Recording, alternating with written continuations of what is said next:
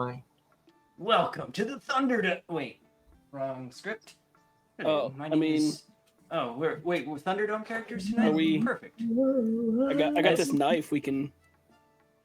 As the players suddenly swap between their characters sheets, I've got a very different character for the we Thunder. now have Conan the Valaribarian, and various others. We're actually going back to our original Here Be Dragons group here.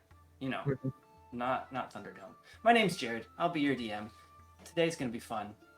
I get to kill the players, or try. We have Lindsay, Nathan, Lauren, other Jared, and a couple puppies on a few of our screens, and we're here to play some D&D. Lauren looks confused. You said you were going to kill the players, not our characters, so that was just a little concerning. Don't worry. Don't worry. You guys will all get a package at the break. Careful, it's the next puzzle. Is it a plant? Because that's the only thing I accept right now. It's a plant of sorts, yes. I got a ZZ plant in the mail today. It's a carnivorous plant. It'll eat you right up. Yeah, so you got to see some of our fun sponsor clips. I think we've got a special announcement. One of the players, do you want to let people know what's going on our next show? Was that? I was trying to free Crag. Oh, are you talking about the great giveaway that we're doing from Blacksmith Craft Dice? Where you're going to get one of these great burnished bronze sets? Yeah, that's what's going to be happening right there. Amazon's choice for metal dice, don't you know? Yeah. So we'll be doing that during the next show. So 2 weeks from now. And if you haven't been around, what we usually do is we have just a little participation moment where you type something in chat and you get put in the running. So if you have to go at some point or come late, there's no cap until the end of the show. So from when we start till the last 5 minutes of the show is open season for getting in your free ticket. And then we will choose one winner at the end of the show. The snoot must be booped. The snoot must be booped. Scott, you're spending those points wrong, my dude. Right no, he's here. not. Scott is on my side in this I battle. like to put it up close to the camera so they can really see. She doesn't care. So thank you for joining in. We do have some point redemptions. If you've got your TikTok bucks, there's plenty of things you can do, such as booping snoots, feeding treats, buying emotes, giving vegetables to one of our favorite wizards. Hold up. How am I only one of the favorites? Oh, there's about 20 other wizards that were in the running, but you beat out Gandalf the Grey. Wow. And a few others. Okay. You're one of our favorite wizards. Oh, there it is. There it is. I don't know how to respond to that. These are the biggest slices of that's like twice as big as last week's slices. That's because last week we only had baby peppers, and this time. What the heck are you using a big pepper for this time? I cut them thin. Okay. So the crunching you hear is Nathan enjoying one of his TikTok buck redemptions of being healthy and leveling up his muscles and gut. Scott is not sorry, but we're gonna dig in here. Nathan, are you good? Are you ready? Do you need a minute? Okay. Sweet. So as Nathan enjoys his wonderful snack, we dive back into our perilous journey underground. The party had gone down a handful of steps that led them to a wonderful, beautiful experience, getting to meet great people along the way. Wonderful people that only wanted to steal their brains and their magical items and murder them, stuff like that. Now, they had just dispatched of a mind flayer, and as they had gotten rid of this mind flayer, they moved into the next room, hoping to find their way out of the deep, dark depths. Ahead, they see... Nathan. Oh no, but Spot has already targeted Nathan. Well, it got us too. I like the here but hype. Here but hype, and he had a pepper butt too. Scott went off gifting some subs. Gifted what, 5 subs? Dang. And then resubbed himself. Yeah. Man. He's trying to dethrone Sarah. Also, guys, don't forget to check out. I think there's a new Bitmoji. Mm-hmm. So check that out. Now, back to where we were in the underground forest that laid ahead of these players. Now, it's not just a normal forest. And each of our characters, as they walk in, get to see that the expansive cavern that they're in has faint glowing lights hovering about.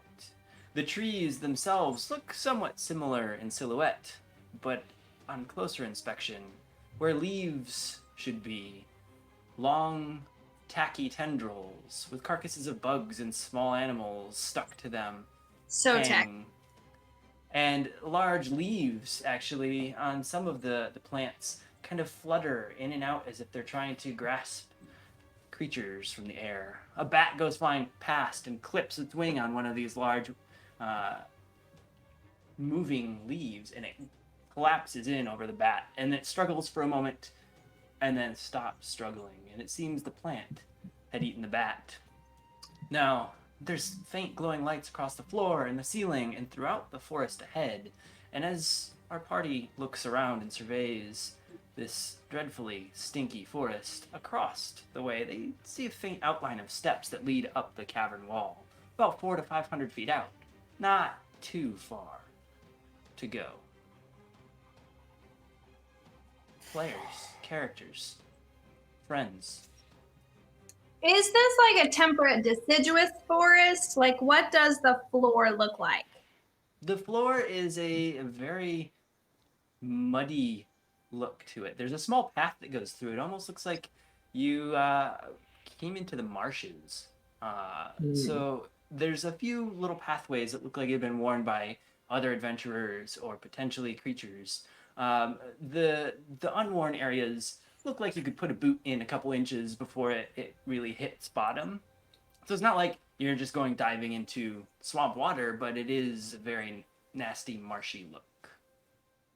Well, we know there's alive things back here, because, like, we opened the door. So what left this path? And also, why is there a forest underground? Sorry, I went Casey Kasem for a second. Yeah, a little bit. That's okay.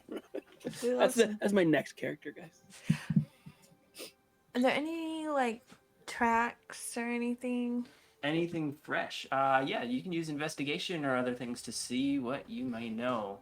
Offhand, you don't see much. Valari, I believe you're the one that has night vision or dark vision here. So you get to see a little bit further. You do notice that there is some wear, but you don't notice any specific tracks until you investigate. Yeah, my investigation didn't do anything. No investigation? It was a bad roll? It was a very bad roll. I'm sure the other players saw it. There was a gig. But I got a 16 on perception. 16 on perception? You notice that there is weird looking trees ahead. I got a pretty decent roll, even with my -1. 16. 16 on investigation? Yeah. All right. Check them out. So from what you can see with the light around you, you do see some boot prints. So it looks like others had walked through here in the past. You can't quite tell if the boot prints are too fresh or not. You do see a little dry crusting around some of them, so they're not like someone just walked here in the last day or two, but they're still in the mud, so they do hold a little bit of the shape and the pattern. That doesn't give you much to know. I am going to, because you said it's darker down here too, right? It's darker, yes. It's a very, very dim light. You get some little bit of light from these little faint glowing kind of puffs of light around.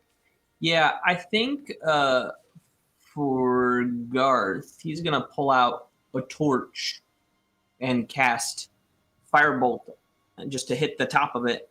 Boom.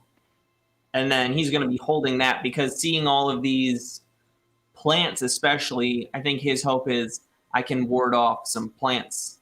They won't want to eat me because I got fire. So you're just going to fire up to the cavern ceiling? No, I've got a torch, so I'm just going to aim to the ground and use Firebolt to go poof.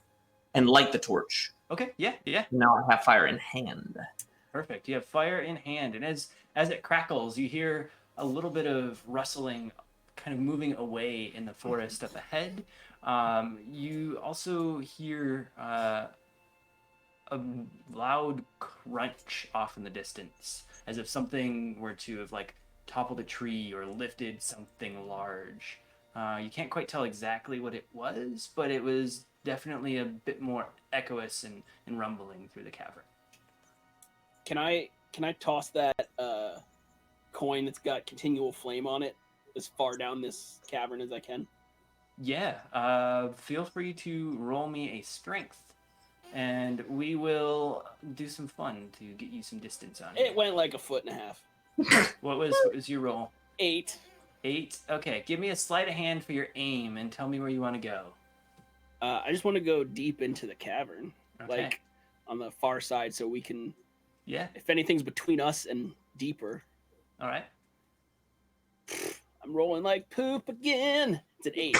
An 8. Get him out of the way now. So as you fling the coin, your boot slips just a little bit under you and you twist and you throw the coin and it hits the same leaf about 20-30 feet out that the bat had just gotten eaten by, and it sticks onto the side of the leaf. So you've got a good amount of light around you now to see some of the forest based on the torch and the coin up ahead. It doesn't illuminate anything else that is of note, but you do have a little bit more space to see.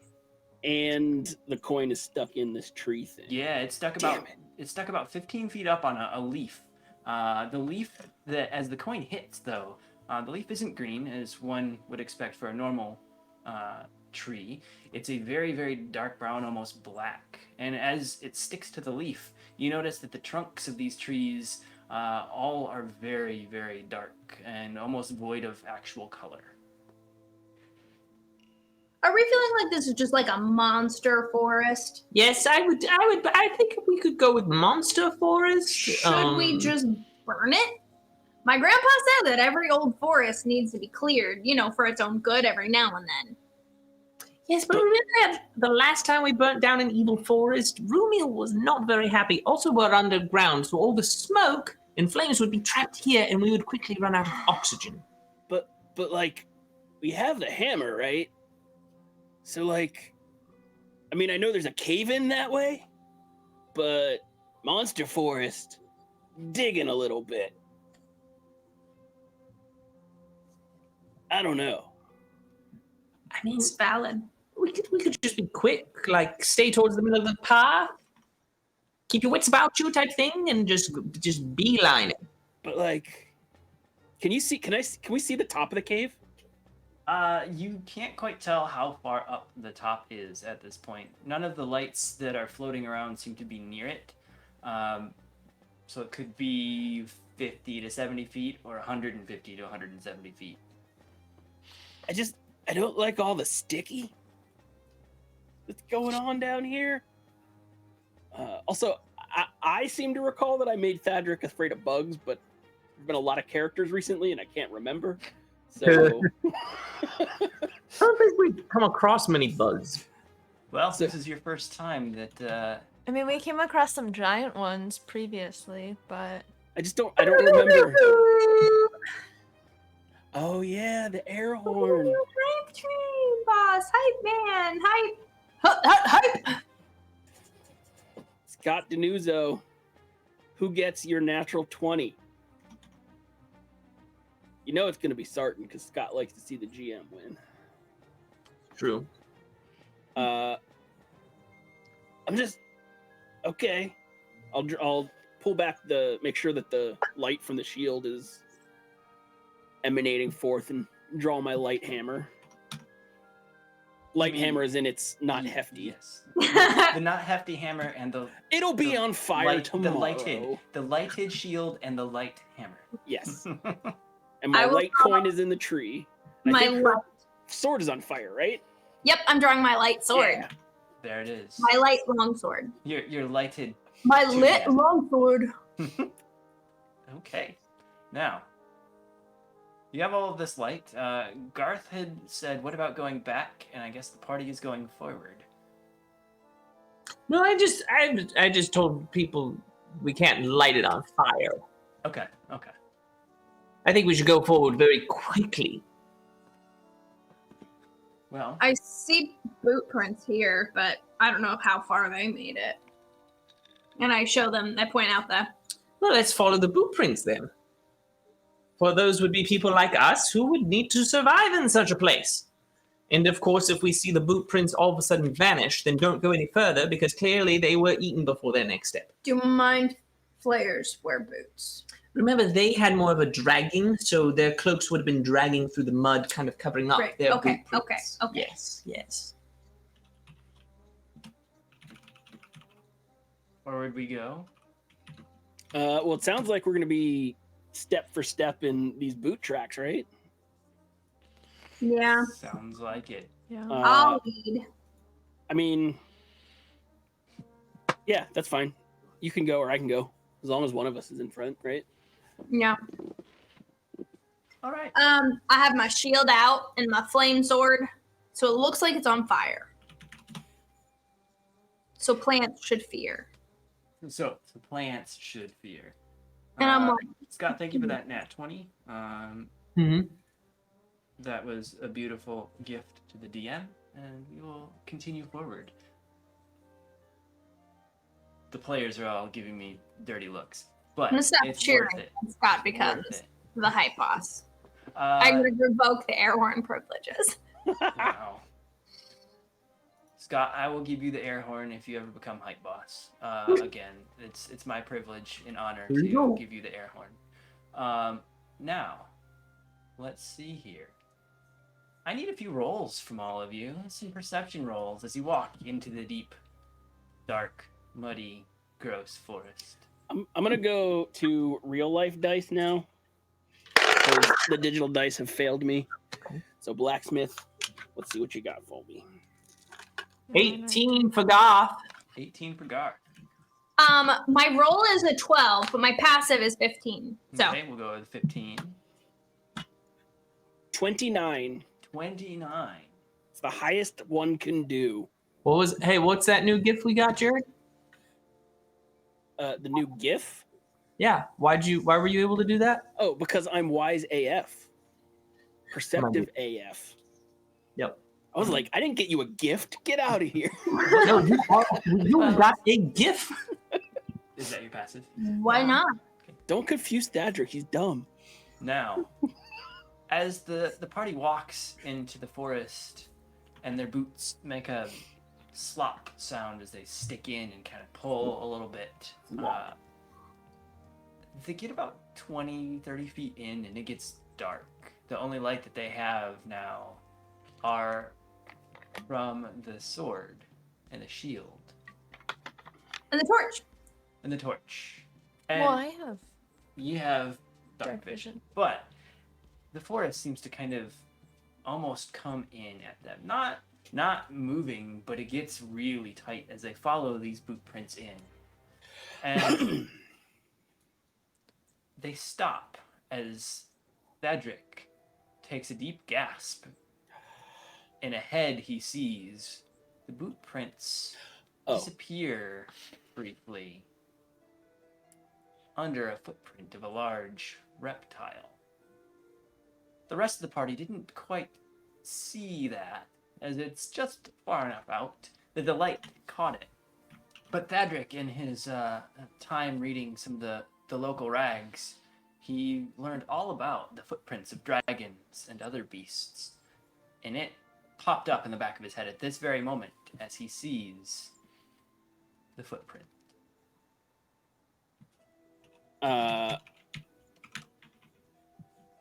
Real quiet, because Ari's in the front. Hey, I stop. I can't do that quiet.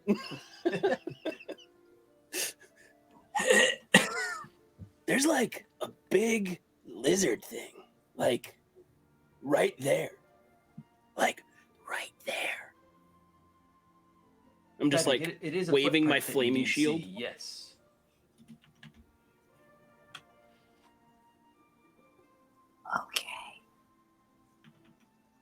I walk as quietly as possible. Forward, backwards, to the side. A little grapevine action. Perfect.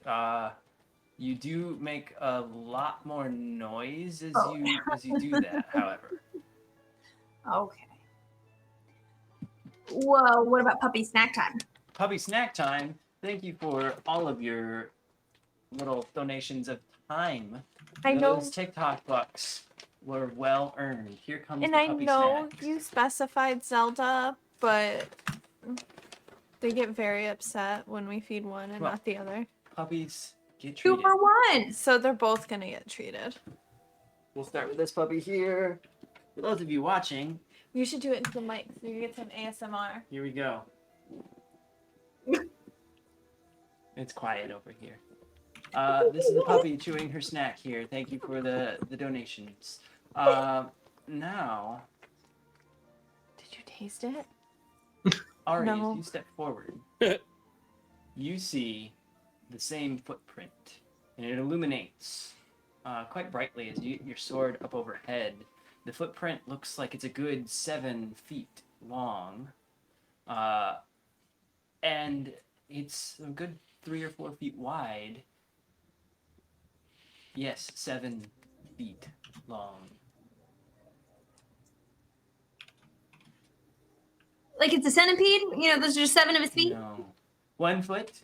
It is seemingly 3-toed claws at the front and almost like a claw hook at the back as well. Now, I kind of, I don't know if I'm misinterpreting you, but did it sound like this had a layer, this thing has, this lizard thing has like a camouflage effect on, or did I make that up in my brain? You probably made that up in your brain. This is just a footprint that is there. Okay. That you had caught sight of first as you had the high perception. Got it. Okay. I don't know why I thought. No. I just wanted to clarify. Let me check the notes. Yes, you did not. Man, perfect DM moment to let you kill yourself with a giant thing right there. Yeah. Well, can I, now that he's kind of pointed this out, am I able to make out the shape of it in the ground? If you wish to go near it, yeah, you may.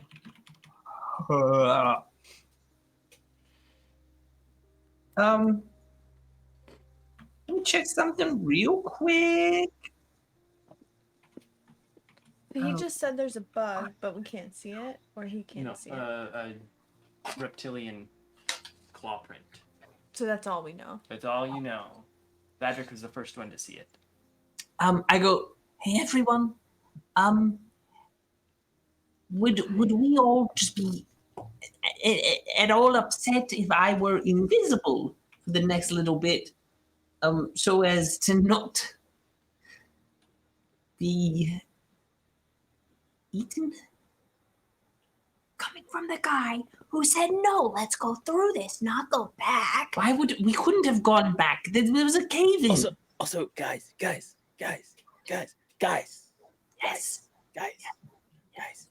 I'm real close to just being a dude. I am always just a dude. I feel like you're always really close to just being a dude. Also, Yeah. Think about that. Valari, do you think he's just always a dude? Well, he's always spending all his stuff to heal you guys or something. Nope, he actively refused to heal me. Because, again, I don't have those right now. I'm pretty sure he spent a spell slot to open a door that we had the password to.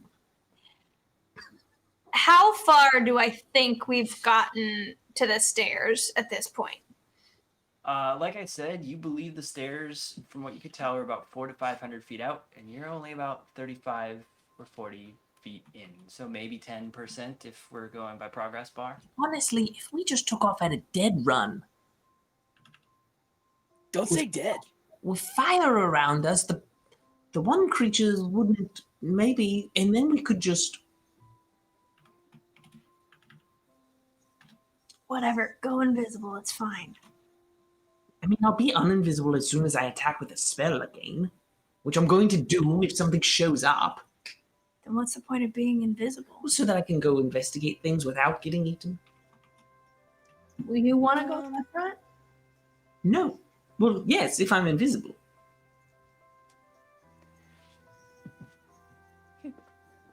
I don't like that. Patrick, do you know where it is? I mean, like, the footprints just... The footprint to you, Thadric, you see it going from your left to your right. Over there, maybe? Because I was like, if I could see it, if, like, we could expose it and I could see it, I could just make it small. But, like, well, how big is it now? Like, because if I the don't footprint is right? You know, you could assume the lizard is pretty large, but if it's pretty, like, yeah. like, what are we looking at? Are we looking at, like, stepping into T-Rex footprints from Jurassic Park, or? So let me get this straight though. Yeah. Why are we like so worried about this? Because we've killed a Hydra, we've killed mind flares, Yes, the because we were Banshee careful thing, about whatever that was. We I'm- killed dragons. I'm like, only concerned because I'm running out of stuff. Like, tomorrow, yeah, let's fight them all. well, you could stay like out of the way. I have a lot of spell slots available. So You I could have make that up one. for. You can always like stabilize us though, right? You've got that one. I don't know. Let me look. I mean, no. No. Basically, I can fix 2 algaes right now. Wait. What's that? We're And wasting. maybe, like, 1 really bad algae. You have an epic hammer that was guarded by 2 mind flayers and their babies. Yeah, I could punch things all day. Great. But- Okay, let's get going then. I don't want to stay here.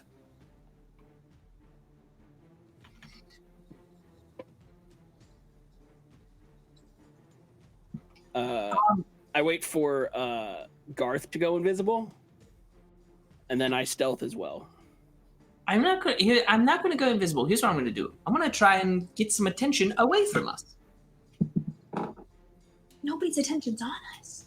Right, but this way they definitely won't be because I'm gonna set a really big fire over there. Okay. Right? Really big fire over there. They'd be like, "What's over there?" But, like, oh yeah, Right whatever. now- Right now, they don't think anything's going on, Okay. I mean, right? carrying like 37 light sources. I think they Okay, know. fine. Light your bonfire. Let's go. So I create a bonfire 60 feet into the forest. All right. Towards the right where I think that thing, because he said it went over there. I'm like, okay, well, then it can focus over there.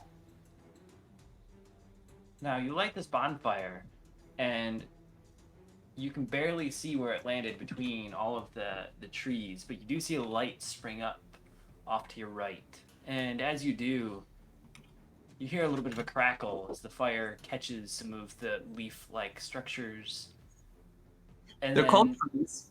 They're called what? Trees. The leaf-like structures. They're not trees. The things hanging down, they're more tendril. Oh, those leaf-like structures. Yes. It's like, how can we make trees more descriptive? No. The trees themselves with their tendrils that are not leaves. The Right. knot leaves, I'll say that. The knot leaves catch a little bit of fire and crackle, but fizzle out, and a plume of smoke starts going up. And you see the light of the fire kind of emanate in the plume of smoke. Sparks go up into the air from what you can tell as you look through a few gaps in the trees. You've definitely made a presence known, and as it starts to crackle, a few seconds go by where there's silence other than that flame, and then a loud rumble near it. And the rumble gets closer and closer, and then suddenly the flame gets put out. But as the flame gets put out, it's with a large thud that rocks all of you a bit back and forth. You hear a big huffing and puffing of a large creature breathing and crunching through the forest, and move slowly away. Oh, it moves away. Okay. Slowly. Okay, we should just go quietly now that we got Plume of smoke. All right, Ari's moving. Yeah, we're going, right? Yes. You're going forward. Forward, the boots flop through the mud, and it gets a little thicker as you move through. Not deeper, but a little bit harder to just move through as it kind of grabs tighter and tighter to the boot as you walk through. Another 25, 30 feet in, a small clearing ahead shows a statue in the center of what seems to be almost a brick. The brick looks old and moss-grown, and on the statue you do notice there is a little bit of a faint light source hovering above it, and the statue seems to have its hands outstretched. From the 20 feet or so away that you are, as you all get to the edge of this little clearing, the statue only seems to stand about 3-ish feet tall. You can't quite make out anything about the details of the statue other than it's got its hands outward stretched, somewhat a little bit away from you. And you are now left at the edge of this clearing. As you look around, though, it seems that the trees go up and over the clearing a bit, and there's only a small hole that you can see the not so dark upward forest. You do see a little bit of the lights that are hovering above the forest cross over the small hole over this clearing.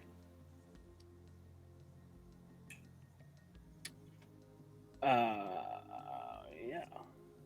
Through or around? Are there any footprints here? Like, because I've got a torch, so am I like as I'm coming across any of those large footprints to where I could? No, you don't see any large footprints. You also don't seem to see any boot prints or anything on the stonework. The moss may have grown over them, or the mud has faded away. No one's been here very recently. How far have we gone since that big thing kind of did the fire and then walked away? Only about 30 or 40 extra feet. The mud is tough to move through at much of a pace. Like, do you think we could go fast through the clearing? The clearing gives you about 40 feet of distance, and it looks less muddied for at least that stretch. I just don't want to, like, be exposed. I mean, I could always go first across invisible to see if there's anything over there that could hurt us, and then... Okay. So, if you go, like, invisible-like, you can get there, then we can get Valari and Ari over, and then I could go, like, sneaky-like. Look, I can get over there. Oh, wait. Being mobile and not seen is not an issue. I have many ways. I have this gourd, too. You have what? I have this gourd, so I give Yeah. Ori yeah. the gourd. So, well, I have invisibility. I know Misty Step. I can do gaseous form. Like, I have ways of moving, and I can help somebody else if they want to be invisible or Misty Step or something, or Dimension Door. That's another one I can do. Like I said, I have ways of moving. Who learned Dimension Door? Ooh, interesting. Could you just get to the stairs? Yeah, that one I could. That one's only good for me. Well, so, yeah, I mean, you do that. I give Ori this gourd, and I just sneak across. Or I can just make him invisible or a gaseous form or something. Yeah, I didn't prepare Misty Step today. Didn't think that one was going to be like a thing I needed. Mm-hmm. That's all right. Yes, well, Do you still want me to go first?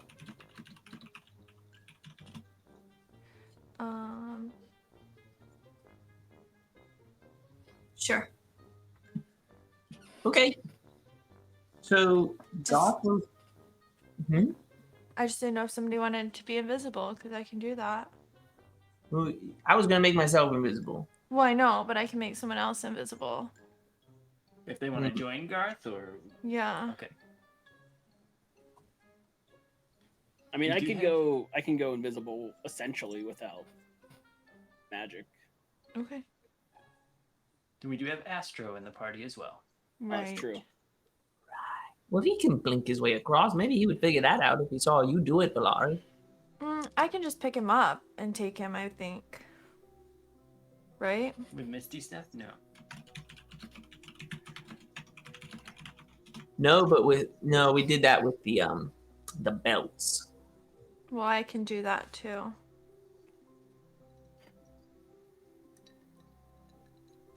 All right, go check it out, Garth. I made a point to learn that one. I turn myself invisible by my mind reaches into the circlet around my head and says, "Now." And you see the circlet kind of glow a little bit as I out of existence. How does that work for my torch, by the way? Because everything I hold is invisible. It does cast light, so you will be a invisible light source at this point. Cool. I mean, and there's other random lights around here that seem out of place. This should be fine. I just take off walking. I want to, as I cross, though, I want to make sure as I'm stepping places that I'm just trying to, I'm looking my way across, trying to take the safest route. All right. Watching for anything that's sticking up or any stones out of place. 40 feet? Yeah, roughly. Okay. I'm just Garth, can I have you roll, let's see, whatever your highest in like investigation or perception or anything to ensure that you make the right steps. Yep. As you go across. Oh, it's nice on the dice. Let's see what we add to it. Investigation gets us up to a 23. 23, perfect. Valari, what was your action you chose? I'm going to pick up Astro. Uh-huh. And so I have him, and then I'm casting Dimension Door, so you see me kind of just reach into space. And I want to, I'm intending to land like right at the end of the clearing by the stairs, where our goal is to go. Okay. So I pick up Astro, and I just reach into space and open a door and disappear through it, and then reappear. Yeah, I mean, because he's not a humanoid, I'll allow it. It says you can bring along objects. And no, it says you can also bring one willing creature of your size or smaller. Oh, got him. Who's carrying gear up to its carrying capacity. Oh, there it is. Perfect. I just need to keep reading. And the creature only had to be within 5 feet of me. All right. So I didn't even have to pick him up. So how does this dimension door look to you then, as you reach into space? Well, to me, or to like the party, what do they see as you like pick up Astro and you reach into space to do this? Well, they see me it looks like I'm opening like just a non-existent, like I'm a mime, like opening a non-existent door. Okay. And then I just like step through and I like disappear and then reappear down by the stairs. You hear a thump in space as you like get sucked And across like a pneumatic tube. Yeah. Perfect. So Valari and Astro, pneumatic tube across. Garth, we'll talk about what you do. Ari, Thadric, are you moving across immediately or are you waiting? I'd wait a second, but then I'd stealth over. Okay. And Ari, are you doing anything immediately or following a moment later?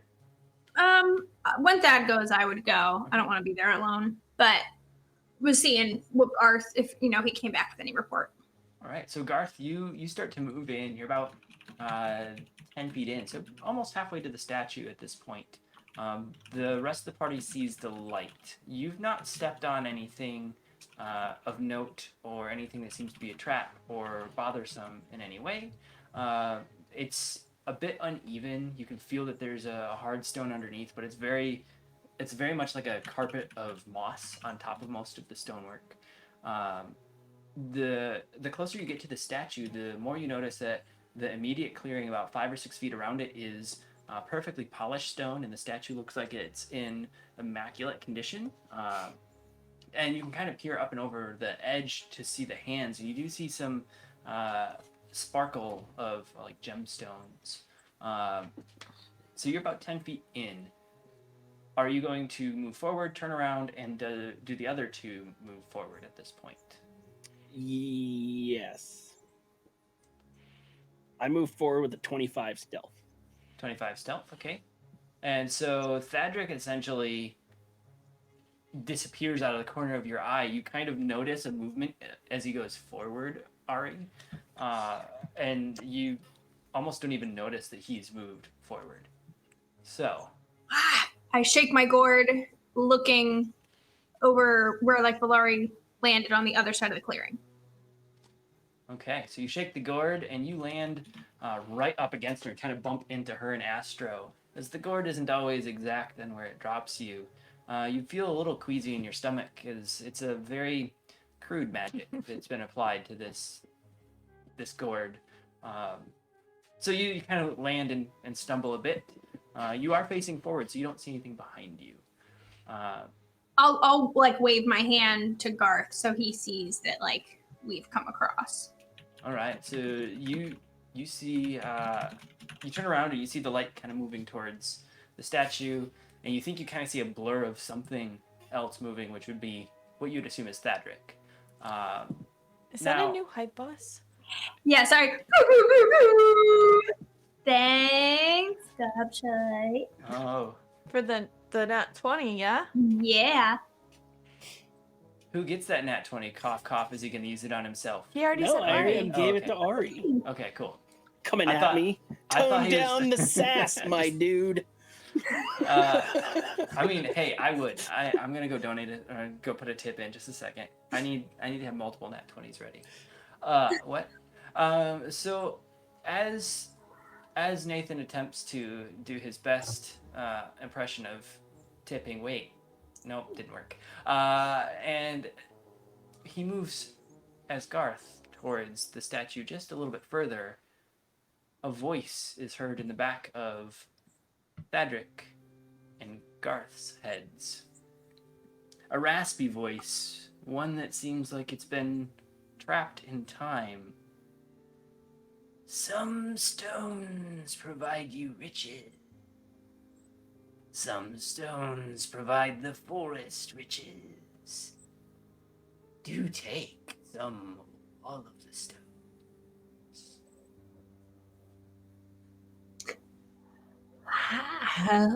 Oh. As I look, because I've gotten closer to the statue, did you describe creature, or would I be able to roll like a history to see genealogy, see if it's anyone of note that I would have heard of? It is a cloaked figure. The face is a little bit away from you. It does look humanoid. It could be an elder, a child, or a smaller race. But it's not like a human or an orc or anything. It does look like the hands outstretched that you now see have kind of a large bowl in them that stretches out towards the ladies on the other side. That's about all you can tell. The hands are quite small holding this bowl. I will say, if that's the voice of a child, just no. It's just Red Riding Hood. The stones. Thadric, I'm assuming you've made it up somewhat towards where Garth is at. Because you're a little bit taller, you do catch sight of even more that's in the bowl. There's gemstones of various colors, all looking very, very bright. Not like they're emanating light, but like some of the highest quality gemstones you've seen. And from your first reaction, you'd say that they're worth probably 1,000 gold or more each. What if... Here we go. What if I were to drop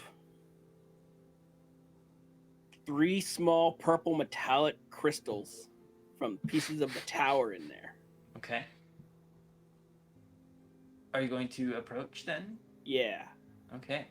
as you approach, you step onto the stone that has been cleared off, and it's well formed and well fit. It's a nice, beautiful platform that this little statue sits within. You're able to see a little bit under the cloak, the hood, and it seems like it's a bearded, small figure. You can't quite tell what's going on. The cloak comes down over the eyes a bit, so you don't get enough detail to understand who this character may be.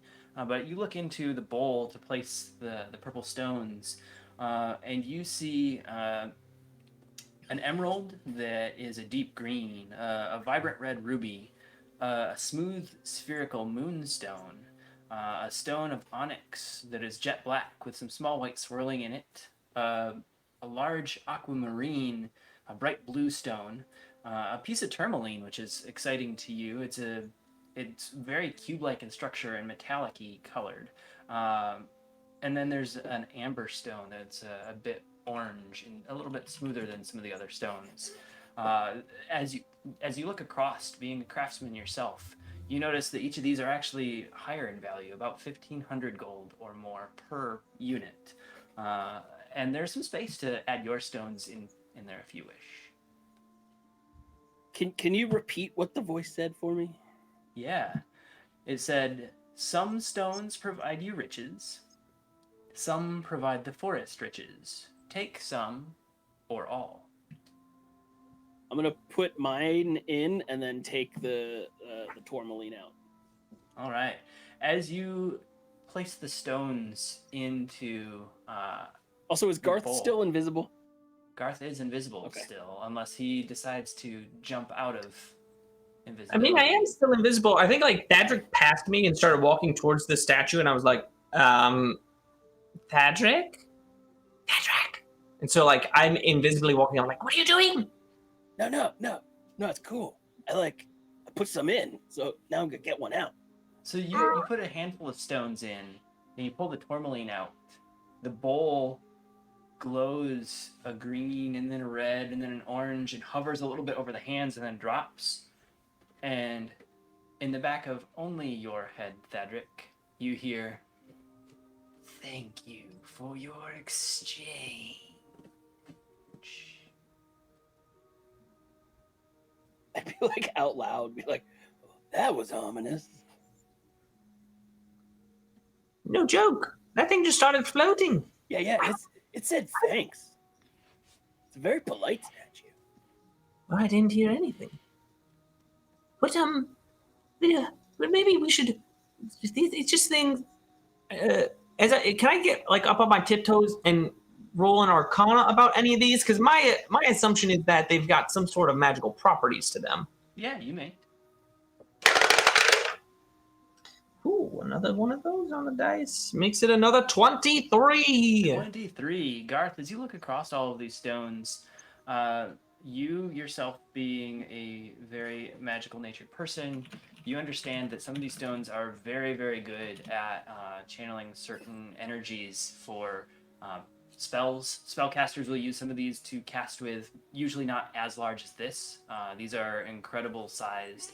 And you don't have any inklings as to like if any of them are pertaining to certain spells or various other things. The ones that do stick out to you are the onyx and moonstone, as they tend to be ones that are highly sought for some of the sorcerers that you've encountered and some of the wizards you've encountered. I go, oh, that is very interesting. I mean, these could be of great value to any spellcaster. Ooh. And Garth is going to start thinking through his spells to see if any of them have any material components. Well, I don't think they do, because honestly, I usually avoid that. But like, remember, it said things will like give you things or the forest things. Yes, no, I don't love that. What more could the forest need? It seems like there's already something big out there that we really should be going, but ooh, that's... I wanna hold mine up and examine mine a little bit. Yeah. You've seen some tourmaline in your days at the forge. This is one of the biggest pieces. It's got some of the most hard-edged cubes that make up the piece of tourmaline that you've ever seen. Astro is apparently coughing on a bug or something as Valari moved too quickly through the clearing. But this piece of tourmaline is very, very immaculate. You've never seen something quite as perfect as this one. I don't have that, so I can't do that. Okay. Unless, what does this do? Can I? No, I'd get in trouble. Oh, I can do it. Well, I get in trouble. This is D&D. How much trouble can you no, get? I'd get in trouble from the rest of my party, not you. Oh, spell. You already gave away shards of power. Your lucky already doesn't know. No, these are just like the things that I picked up off the ground. These have no power in them. They were pretty. Yeah, I'll wait until I have 10 minutes, and then I'll do identify as a ritual. But okay, do you stay on this side or do you continue forward? I mean, I think we'd keep going towards the I'm not going to leave Garth by himself here. Okay, so Garth is investigating and looking into the bowl. You see him kind of tiptoeing and looking in. Garth. No, he doesn't. I'm still invisible. Oh, he doesn't. You see Okay. the light floating. You see the light kind of like hovering above this, and you see the shadow move around this this statuette as Garth is like leaning up and over. So you realize that he's probably right next to the statue. I'm gonna do a real quick. I'm not gonna cast a ritual. I'm just gonna. Oh wait, no, I have to catch a ritually because I didn't prepare it. Dang it. Never mind. Okay. Yep, it's another thing Garth does. He doesn't usually give himself. Valari, you are noticing that Thadric has kind of stood up and made the exchange. He's like going back and forth. How far away is he? He's 20 feet. Oh, okay. And I know that I would get in trouble if I just yelled. Like we're all worried about getting in trouble. So I point at Thadric and I'm like, what is going on? You use message? Yeah, message, sorry. So I just point at him and I'm like, what the heck is going on? Why aren't you guys just coming over here? Does that go back? Like, can I respond in message? You can respond in one sentence or a couple sentences that are short. It's like, magic stones! You hear magic stones, okay.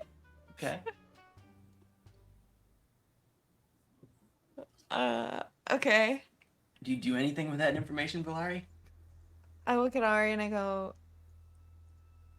Thadric just yelled magic stones to me, so I don't know. They're doing something. They realize anything here is probably cursed, right? It's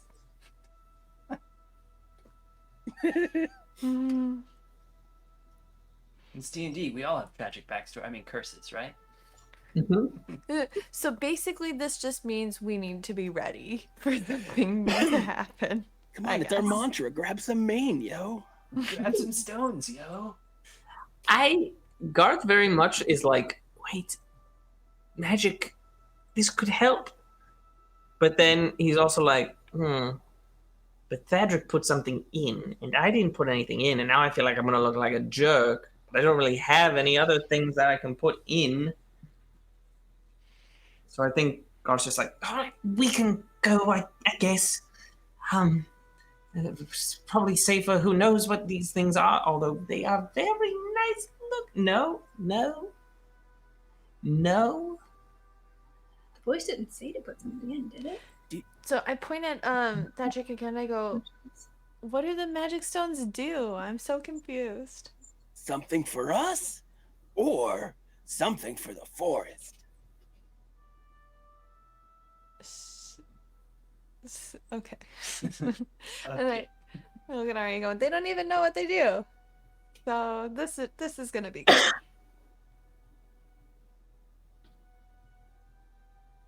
That tracks. I'll just be. But like, Here, I'll roll for it. they're like really expensive gems. Okay, I rolled a 1 on the dice, and it was going to be low. He takes something high. He's smart enough not to. So he very much gives in. And he grabs the 2 that you described. I think it was a black opal and a moonstone. He's like, Yeah, it was just go grab these and let's go. It was a moonstone and an onyx. As you grab the moonstone, it kind of pulsates a little bit in your hand and glows a bit. So you've got about 8 to 10 feet of dim light that emanates from this moonstone. And as you grab the onyx, it buzzes in your hand briefly and then just goes silent. Guess they'll call back later. I put them in my bag. Said, all right, let's go. In the back of your head, you hear, enjoy.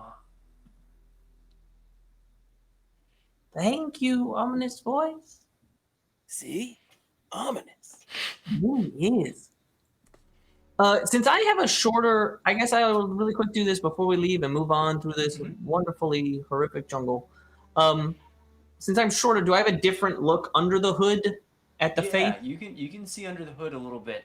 You don't recognize the face as anyone of importance, but as you do get a look under the hood, the eyes of this character are 2 red rubies that seem to be glowing and emanating and kind of pulsing a little bit. And then as you kind of almost like make eye contact with it, they just glow bright to like look at you. Can't believe those red ruby eyes. Well, what a thing. I don't want to have another like magic water situation. Do we have everything that we want here? Cause yeah, we should probably go. I mean, the eyes were very interesting, but I feel like red means dead. You know what I mean? I mean, you're the magic guy, so sure, let's go. Aren't we? You've literally done magic. I mean, yes, it's my focus. It's different though. It's true. It's true. We should really talk about that more. Just our approaches to things, and Thadric's just gonna see the light like slowly walking away as Garth assumes they're just chit-chatting as they walk off. I'll say, is message like an still on thing? No, it's an initiated by a caster with a response immediately. Gotcha. Well, then I won't say that. Save it for later. Bye, Chuck. Garth, as you make your way towards the edge of this clearing to meet up with the ladies and the dog, in your pack where the stones are, they start vibrating a bit as you step off of the stonework, the moss. That might not be good. I pull both stones out of my bag. As you pull both stones out of the bag, the moonstone still emits the light and then stops pulsing in your touch. So it just kind of sits still. And as you lift up the onyx and you look at it, you hear, "You're welcome." The same voice you'd heard prior. And as you hear that, all sight is lost. You have gone blind.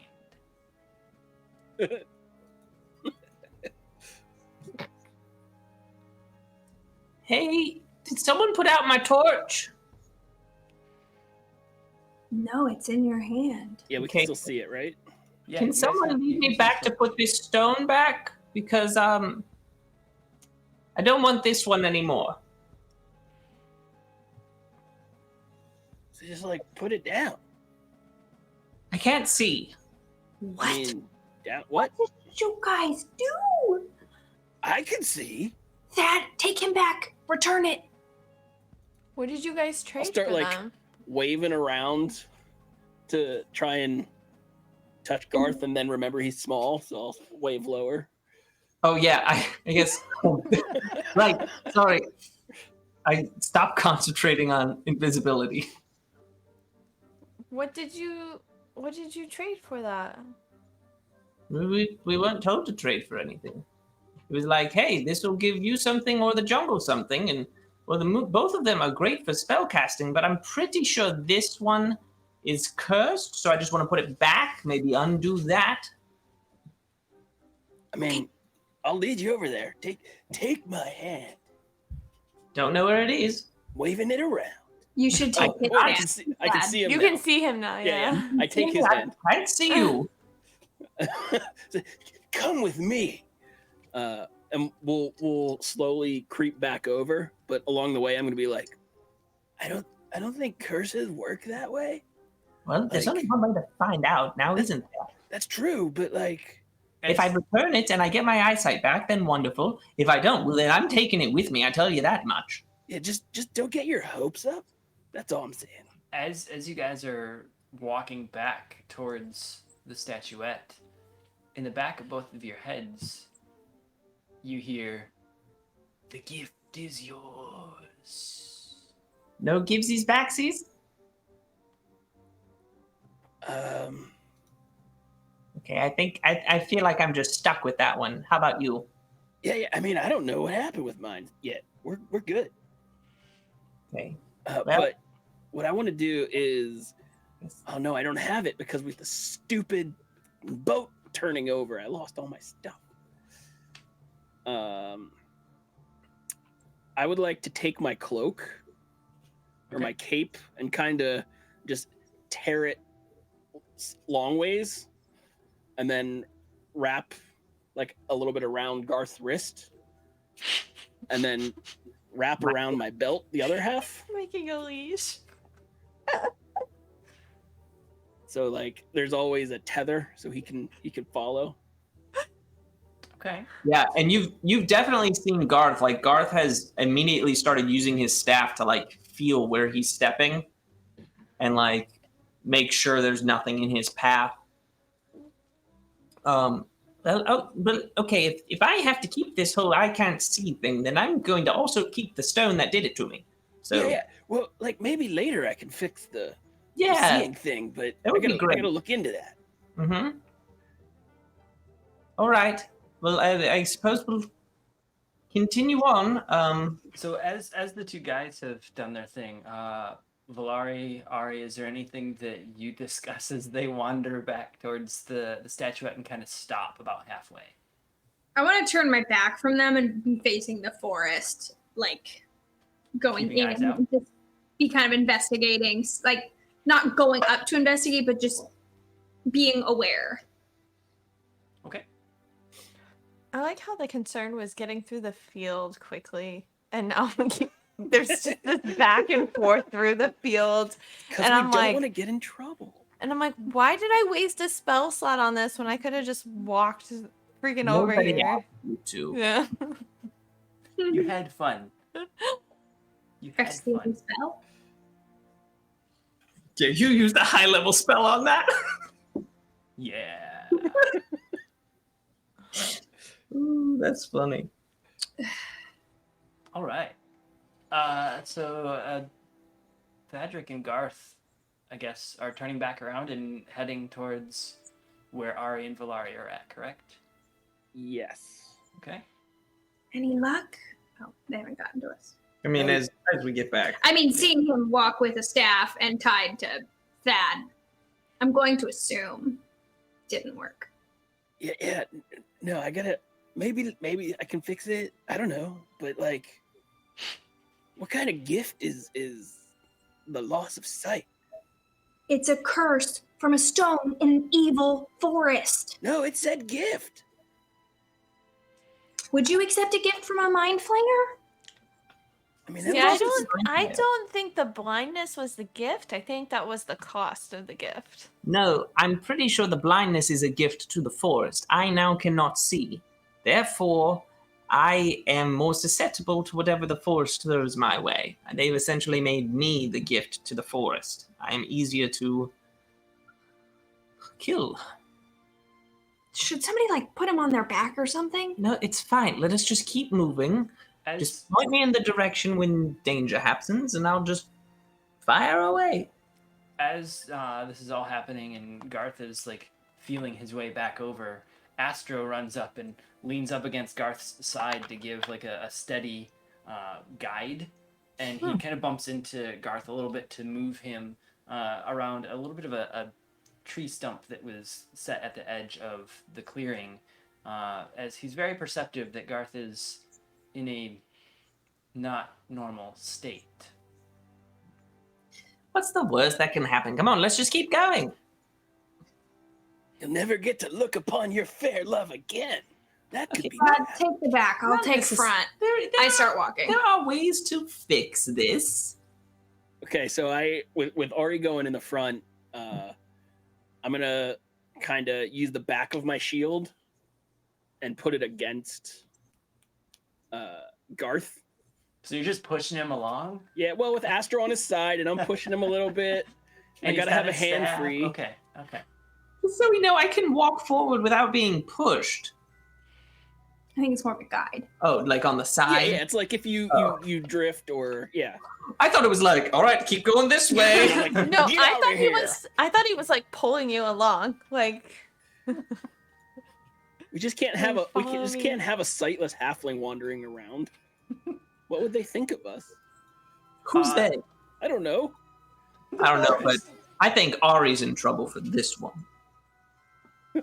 Now, as you continue into the forest at a slow pace, you get a little bit away from the clearing, and Thadric, your mace at your side starts to wobble and shake a bit.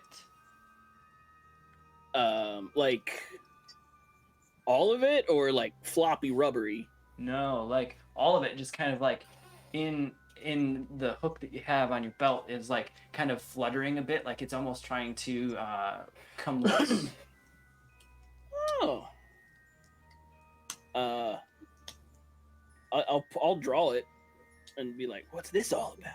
As you draw it and you pull it up to look at it, the metal mace head melts off of the handle and falls to the forest floor. I need you to roll me a 20 and add your strength modifier to it. Add in +3 to a 4. 7. 7. With that, your short sword also begins to shake at your side, and then something in your pack starts shaking as well. Well, I don't want to draw anything if they're gonna melt. You're starting to look around and seeing this happen. You notice the short sword stops shaking and melts down to the ground as well. God damn it! And your pack stops shaking. What do I see this happen to his stuff? Yes, everyone. I start everyone like but Garth. reaching for mine to make sure like my weapons are okay, like all my daggers and the arrows, the tons of arrows I just bought. The pack and packs of arrows that you just like. 5 bundles of arrows Man. I just bought. So your pack stops shaking as well. If you wish to investigate or not, that's up to you. I'd wait until we're in like a safer environment for that. Okay. But like as we're walking, I'd be like, Garth, Mm-hmm. Yeah. my like weapons melted. You don't- Shh, don't tell Ari. Hey. You didn't. Ari's already given the look. You didn't melt. You didn't let the hammer that we really needed melt, did you? No, that's just like my mace and like my short sword. Oh, I mean, I okay. still have my light hammer and my daggers and. Cool. So you're weaponless and I'm sightless. I mean, No, I have other weapons. Just some of my weapons melted. Just some. It's a Some- very selective melt. Some of his arsenal. okay, I feel like to be fair, like you should have lost all your weapons because it's not like I'm just seeing out of one eye. You know what I mean? Well, wait, because you're suffering, you're throwing me under the bus? I'm just saying that seems fairer. I mean, I gave something in exchange. Oh, maybe that's why. I didn't really have anything. I could have taken the one thing and then just given it back. I really don't think that would have worked. I just, also something in my bag is melty probably. I don't know what. Did you? Well, Don't tell Ari. what metal's in your bag? Sorry. I mean, probably like a ton of daggers. Oh, yeah. You just got handles now. Thankfully, Garth couldn't see Thadric getting all nervous.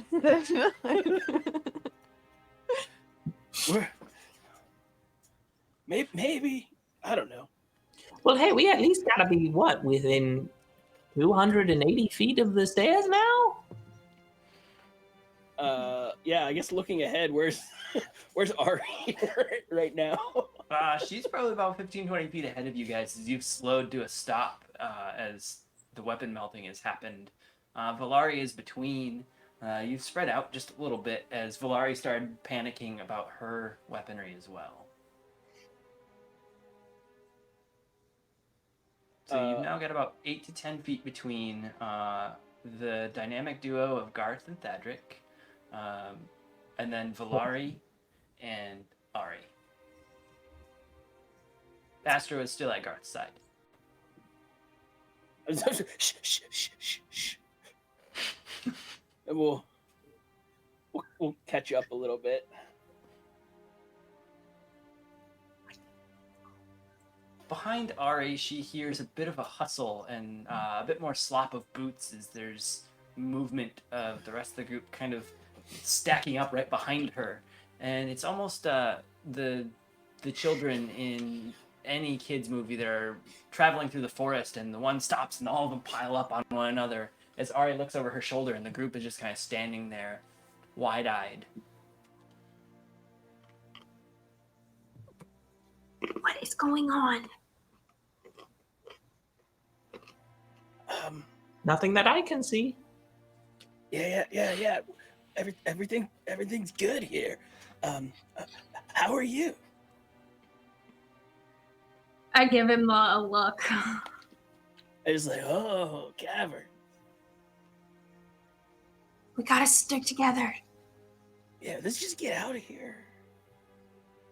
And Ari will continue forward. As you continue forward, the beautiful outline of Garth being cast forward with the glowing shield that Thadric is gently guiding him along with,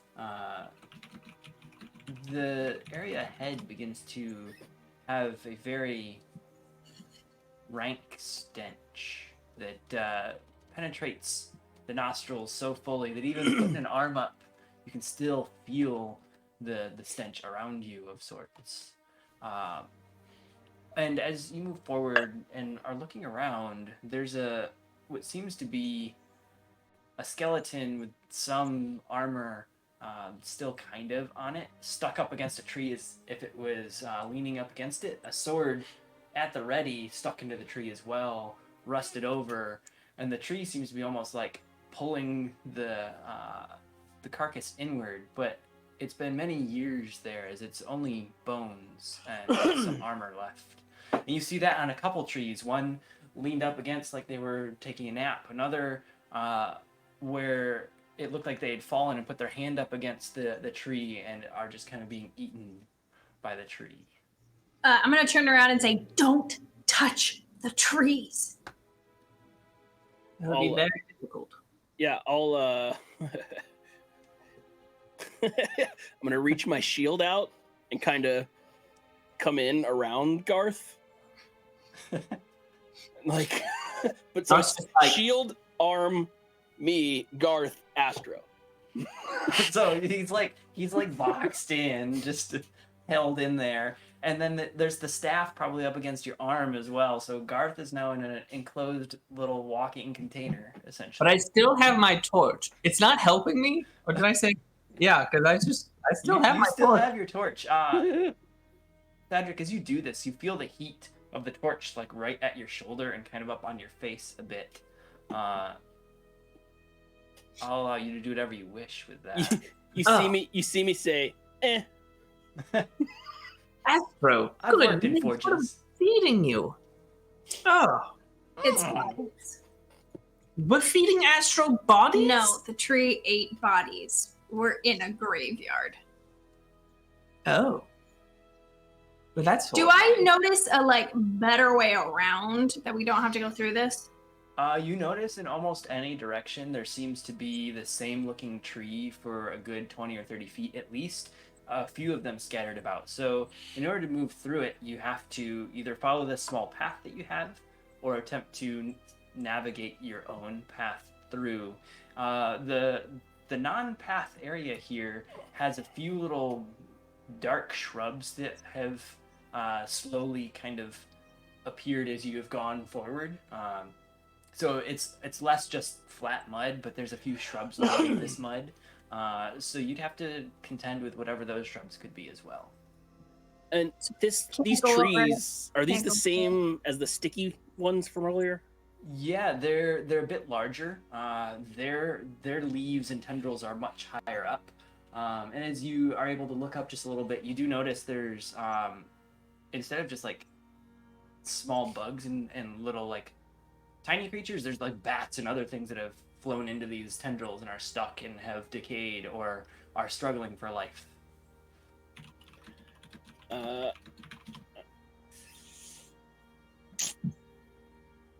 Yeah, I'm gonna try and guide Garth into the exact same steps that Ari and Valari take. All right. Like, even if it means getting off the path here or there, like, I'm gonna keep him on it. I think I turn back to Thad. It might make more sense to carry him if he's okay with it. Oh yeah, he's a little guy. Yeah, if Astro needs to be carried, I think just check with him. Do you want to go upsies? And then I tussle his hair. Wait, what? Yeah, you. You can't see, and the trees are eating things. It's a lot thicker here. Do you want me to just like, and I just not being able to see, just like start pointing my finger? I could just start shooting fire out. No, the fire brings the monster. Oh, that's right. For a second, I was like, nobody's gonna be able to see it anyway, but that's just me. Just you. Thank God. I mean, yeah, I guess. Just make sure nothing above me, like, you know. I mean, you're not going to stand on his shoulders. I'm not gonna stand. What am I doing? Are we doing piggyback ride here? How tall are you? 3 feet. About 3 feet. Let's see. 3 feet exactly. Yeah, I think shoulders, and then I can hold leg. Does that make sense? Yep. Or I could even tuck your legs into my bandolier, like a little seat belt for your feet. A feet belt. Well, I'll just take the thing you wrapped around my wrist and I'll hook it around your neck. I mean, sure. Sure. Up he goes, and I pick him up, and I'm holding a torch and my staff, and I'm just like, no. Okay. And I've got like the torch above me, like nothing touch me, nothing touch me. And then now I'm extra careful about my steps, but. All right. Are we carrying forward then? Yeah. I'm being carried forward. I'm just stepping where Ari and Valari step. Now, the path forward looks a bit treacherous. There's a route here. There's a route here and there that cuts off the path. I will mold earth to make it not treacherous terrain. Oh. So we are building a pathway, and Valari is getting up towards the lead and just kind of flicking her hand back and forth and moving dirt over and building a nice little path. Once in a while, a couple stones kind of make a few steps. She's just getting creative with it, and off to the side, a small mound that looks like a snowman, but it's made out of mud gets made. She's just quickly moving through, and I whip my hand back and forth. I whip my hand back and forth. And as you move the forward, land back and forth. You whip the land back and forth. there it is. And as you move forward, and we avoid copyright infringements, we will get to this nice little cross path that seems like almost two paths in the central area of this forest have crossed. And as you get up to it, the stench is quite horrific here as well. It just continues forward. You're out of what seems to be the area of where the trees are that have been devouring corpses, but it still smells like death here. We'll take the. We want to go with a path where the air smells less foul. Well, you know the stairs are straightforward. If you want to try out the left and the right paths, you're not sure what's down those yet, and you may check them out for less foul air if you wish. I am just your DM. I will lead you in some adventure, so tell me what you want to do. Can someone prestidigitate this stench away? I think I can. And it just starts smelling like an orange grove. You would choose a puffin's mating scent.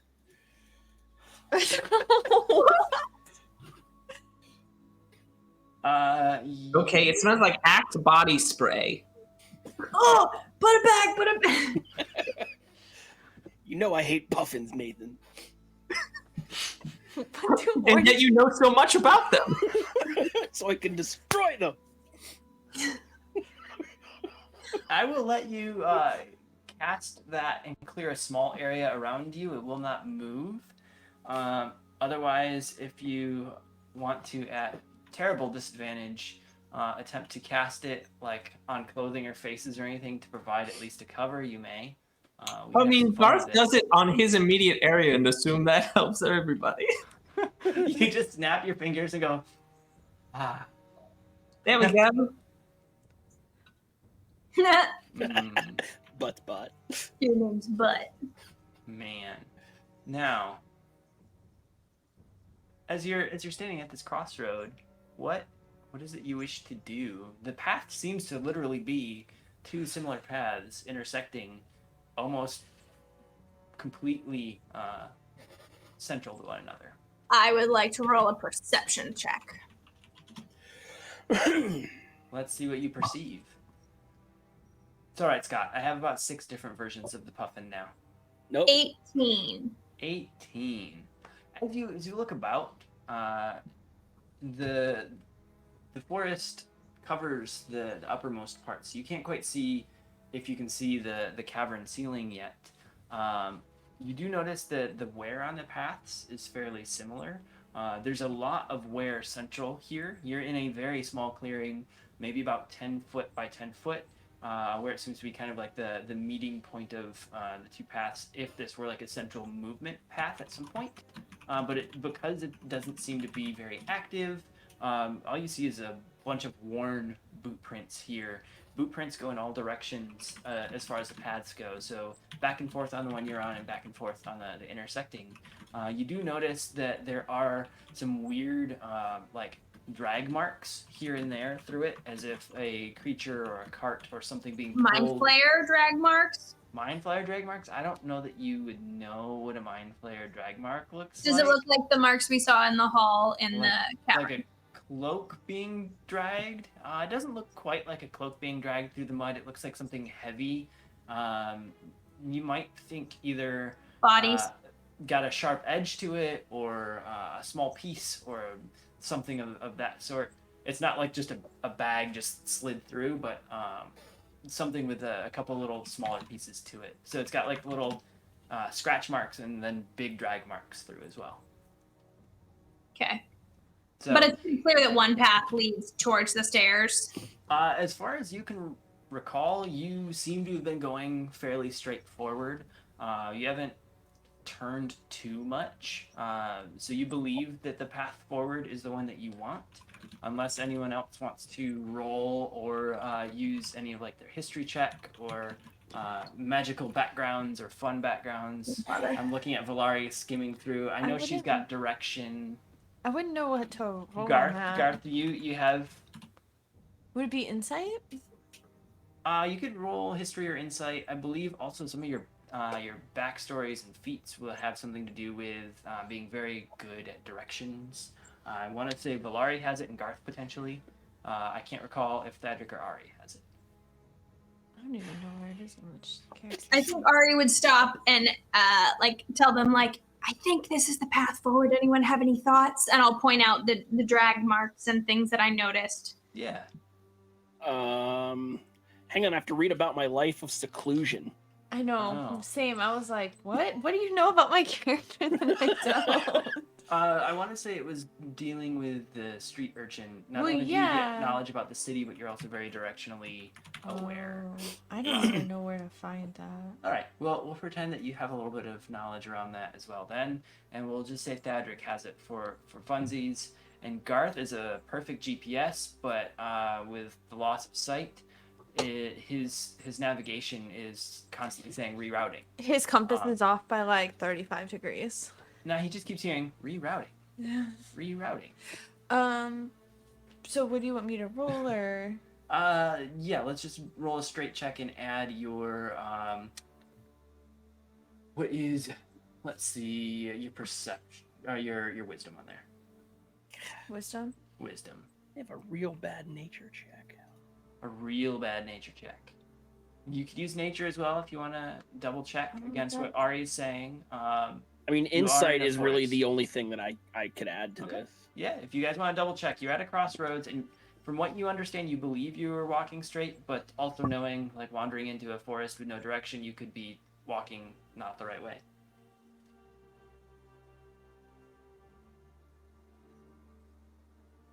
Survival check? Survival, I'll allow. Garth, do you want to roll on just straight funsies check? Like, if there's a check you want to roll right now, make sure. What does it say? A 20. I also rolled a 20. That's a nat 20 for funsies. A nat 20 on Garth's funsies. So we need so- ultimate fun. So as we are standing here and everyone's looking around, Garth just like licks his finger and sticks it up in the air, and you feel a slight breeze that is blowing at your back, straight forward to what you believe to be the direction that you were just walking. So to you, you might just understand, hey, there's at least a breeze in this path. But if I feel a breeze, I would personally continue to think that there is some sort of opening allowing airflow to occur, so we must continue along the breeze. The wind to our backs. Says Garth, who had just like gone and stuck his hand up in the air.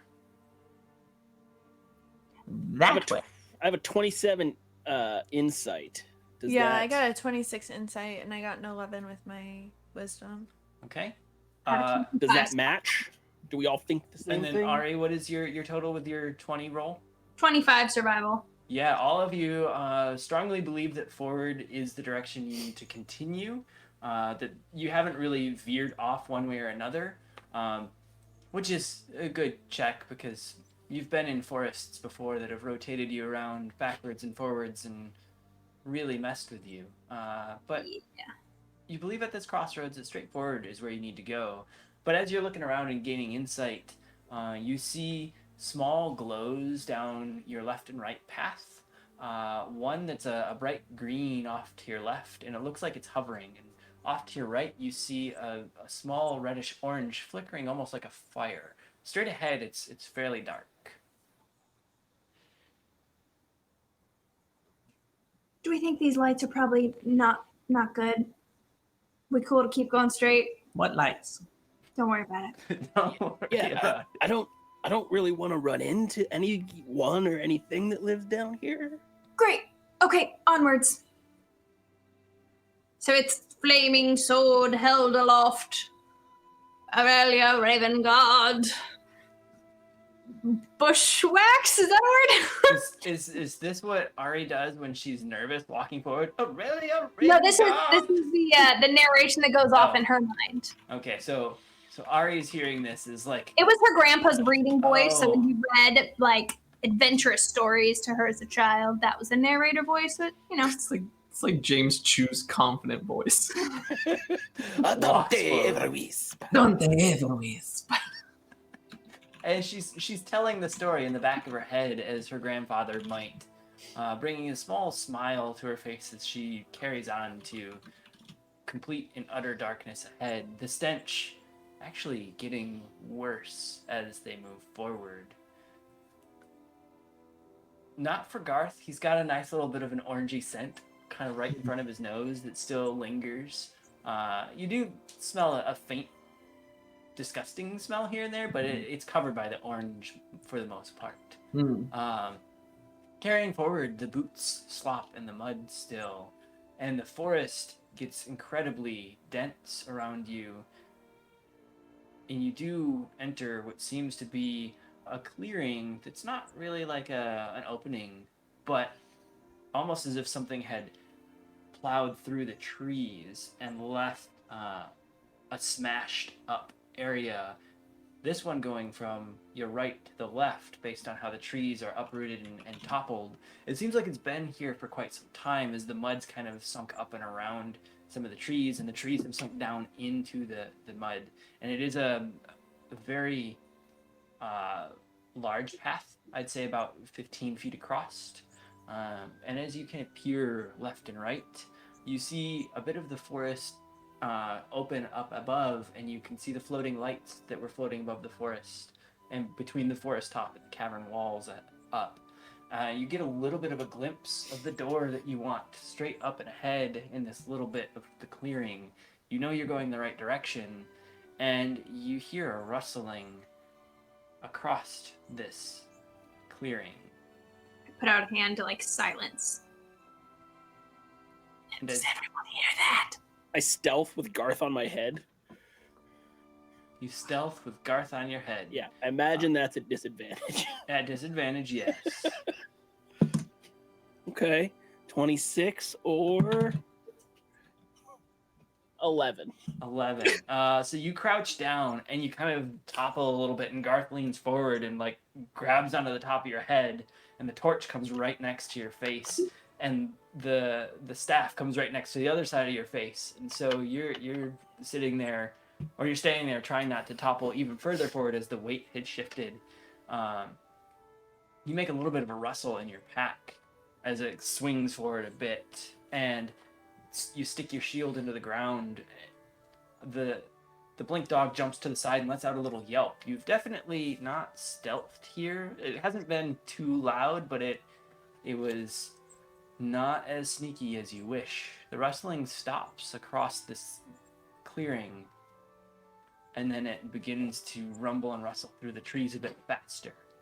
And as the rumbling and rustling gets closer and closer, on the other side you see the trees burst open a bit, and a tendril flops down, and a large black flower head kind of pops out, and it's being pulled along by the tendrils, and it sits down and lets out a really inhumane screeching sound. Not a scream, but almost like a whistle that pierces your ears. And as it does, the petals open up. This thing looks like it's the size of like a carriage. Not just like a small flower running in going, "Wee!" but like a huge carriage just dropping in and letting out a scream. The petals are black with red rims on them, and as it opens its flower mouth type thing, like the top of the flower is the mouth. As it opens up, there's some mucus and slime within it, and you believe to see a glimpse of a set of armor within. And here is where we're going to stop for our break. It's got an armor stomach? With inside, it's got armor in it, like it's eaten something. Oh, like a gelatinous cube situation, but not really. Like a flower latinous cube, sure. Like a gross. Like a big old giant people-eating flower. So at this moment, we're going to take a little bit of a break. We'll be back in 10 minutes. Make sure to get your refreshments. Be prepared to see what this flower does or does not do to the party with a blind member and someone whose equipment has started melting. And we will see you guys very soon. I'll use this moment too as a reminder. If you didn't catch us at the beginning, we'll re-announce this as well. In 2 weeks, we have our next show, and during that show, as long as you tune in and you type something in chat that we have predefined, you can enter to win a set of blacksmith craft dice. Nathan, can you please show us that beautiful? I'm going to just show you right here. That's what the 20 looks like. Am I lining that up well? Yeah, it looks amazing. It is a burnished bronze, and it is on Amazon. But we're going to get a set of these to you for free for tuning in next week. So Remember that. Think about that over break. Think about how many friends you can bring along, because if we get enough entries, maybe we'll just choose 2 winners. So we'll see. They won't both be bronze, but we have plenty. I mean, of dice. we got 2 sets We of got bronze. We got 2 more? We got 2 sets of bronze. We got two we got sets 2 of sets to give bronze. away. So We do have bronze. other gifts we can give out with our sponsorship. So We got extra dogs. Also, our eternal love. Our eternal love, yeah. You could get a Bitmoji just after you. We'll figure it out. We'll send bring you some vegetables. friends. Yeah, we'll send you Nathan's vegetables. Bring some friends in 2 weeks for that. But do come back in 10 minutes, and we will continue this fun, beautiful forest romp. See you soon.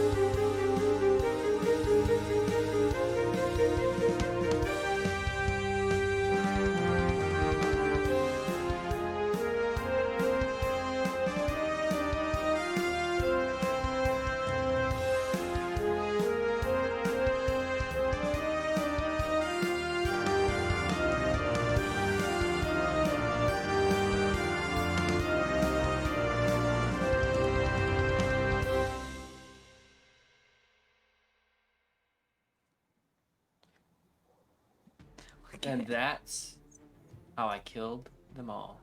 It's true, I was there. I didn't even see it happen. Wait, we weren't You're not live? seeing anything happen.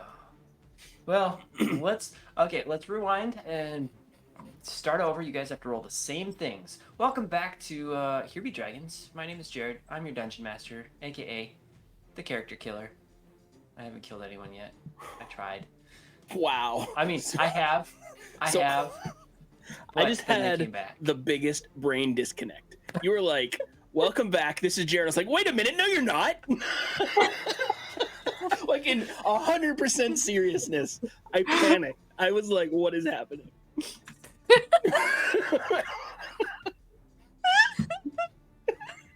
I said Here Be Dragons. I didn't say Bedlam and Discord. Yeah, no, I caught up to it. Those but other things, but it's been a long week. it has been a long week because we had that moment. Jared, Nathan, what are some of the other stuff you guys are in that we can quickly promote and share? Well, we just finished up our first season of Bedlam and Discord on jobs, but you can watch that on demand. All the Dungeons and Dragons 5e fun, where I DM. Mr. Hoy is a player, and it's quite the cast. They lead some crazy lives. I think my main goal and everything is just chaos. That's it. That's just like my brand. We're gonna be down for a couple weeks, but then we'll be back for Bedlam and Discord regular over on my channel, where Nathan plays an uptight paladin elf who can't accomplish anything because his party is a bunch of ne'er-do-wells. Sounds interesting. Wait, my party? The party you're in, yeah. Well, they're ne'er-do-wells. Yeah. He said you can't accomplish anything because you're party. So I was reading all the stuff. Except trying to murder children. You're good at that. Wow. Hey, I'm not good at that. I didn't succead. Also, because- pretty sure he was a demon. Because we had that disconnect moment, that means that Jared, you're the GM there, correct? Yes. There it is. So Yes. that is Bedlam and Discord with that Jared. This is Here Be Dragons with this Jared and that Jared. And we're back. The players are in a creepy, stinky underground forest where it's literally trying to kill them. We have a blind wizard on the back of our wonderful pally rogue, or cleric rogue, sorry, who is just attempting to stealth as they hit this cleared bit of forest. Something had plowed through here in the past, but they hit this cleared bit of forest The attempted stealth nearly topples the wizard off of our cleric's shoulders. There's rustling that was heard across the way, and a large flower, the size of like a carriage, a horse-drawn carriage, had climbed its way out with its creepy tentacles and roared at the party. And the party with sight, that would be Ari, Valari, Thadric, and the doggo. Yes. Could see like a suit of armor or something within as the flower had roared and screeched at them. And this is where we're at. This flower is about 15, 17 feet away-ish on the other side of this little clearing. And it apparently seems to know them and see them. But it's not engaging immediately. It's just roaring and staring them down. And we have a snoot boop. Oh, an unwilling snoot boop. There you go, Tink. There it is. Thank you for spending your TikTok bucks on snoot boops. These girls generally like the attention. Sometimes they're just grumpy when it gets late. I don't know if they could hear her grumping. Oh man, you could spend those TikTok bucks on other wonderful things like giving them snacks, or giving Nathan his most favorite snacks. Lauren has withheld those snacks just for TikTok bucks. So, please save those TikTok bucks to let Nathan eat vegetables. Let him eat vegetables. But yeah, this flower is roaring at the party. And Nathan is eyeballing those vegetables longingly for your TikTok bucks to give him those. What is it that we do? Is it's roaring and screeching, not actively charging, but doesn't seem to be far from. Well, how far away from this door are we still? From what you can tell, it's about 150 feet. So you're over halfway. You got a bit of creepy forest to get through. The path that has been plowed through the trees seems to go a little bit in the same angle that you want. It's not quite perpendicular to your path, so you might be able to use a little bit of it to get closer without going through creepy forest. But you got this giant flower creature in the way. Oh, it's straight between us. Got it. Yeah, it's jumped out and kind of like, if it could stare at you, it would, but it's not, but it is. If that makes sense. You know. Okay. It doesn't have eyes, is all I'm saying. It senses your presence. What are we doing? Are we fighting? Patrick, what was that noise? Don't worry about it. Do you need to pull me down so you can fight? No, not yet, but maybe. Well, now it seems like we have time. I feel like if it's too late, you're just going to throw me to the ground. Another screech happens at this moment as you have all kind of started whispering and scrambling a bit. And the tentacles kind of rear up and then stick into the mud a bit, as if it's getting ready to like pull itself towards the group. Oh, I don't like that.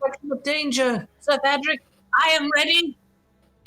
Can I fire a sacred flame at one of the like support tendril things? Yeah, from what you could tell, there's about 4 or 5 tendrils that you've seen on this creature.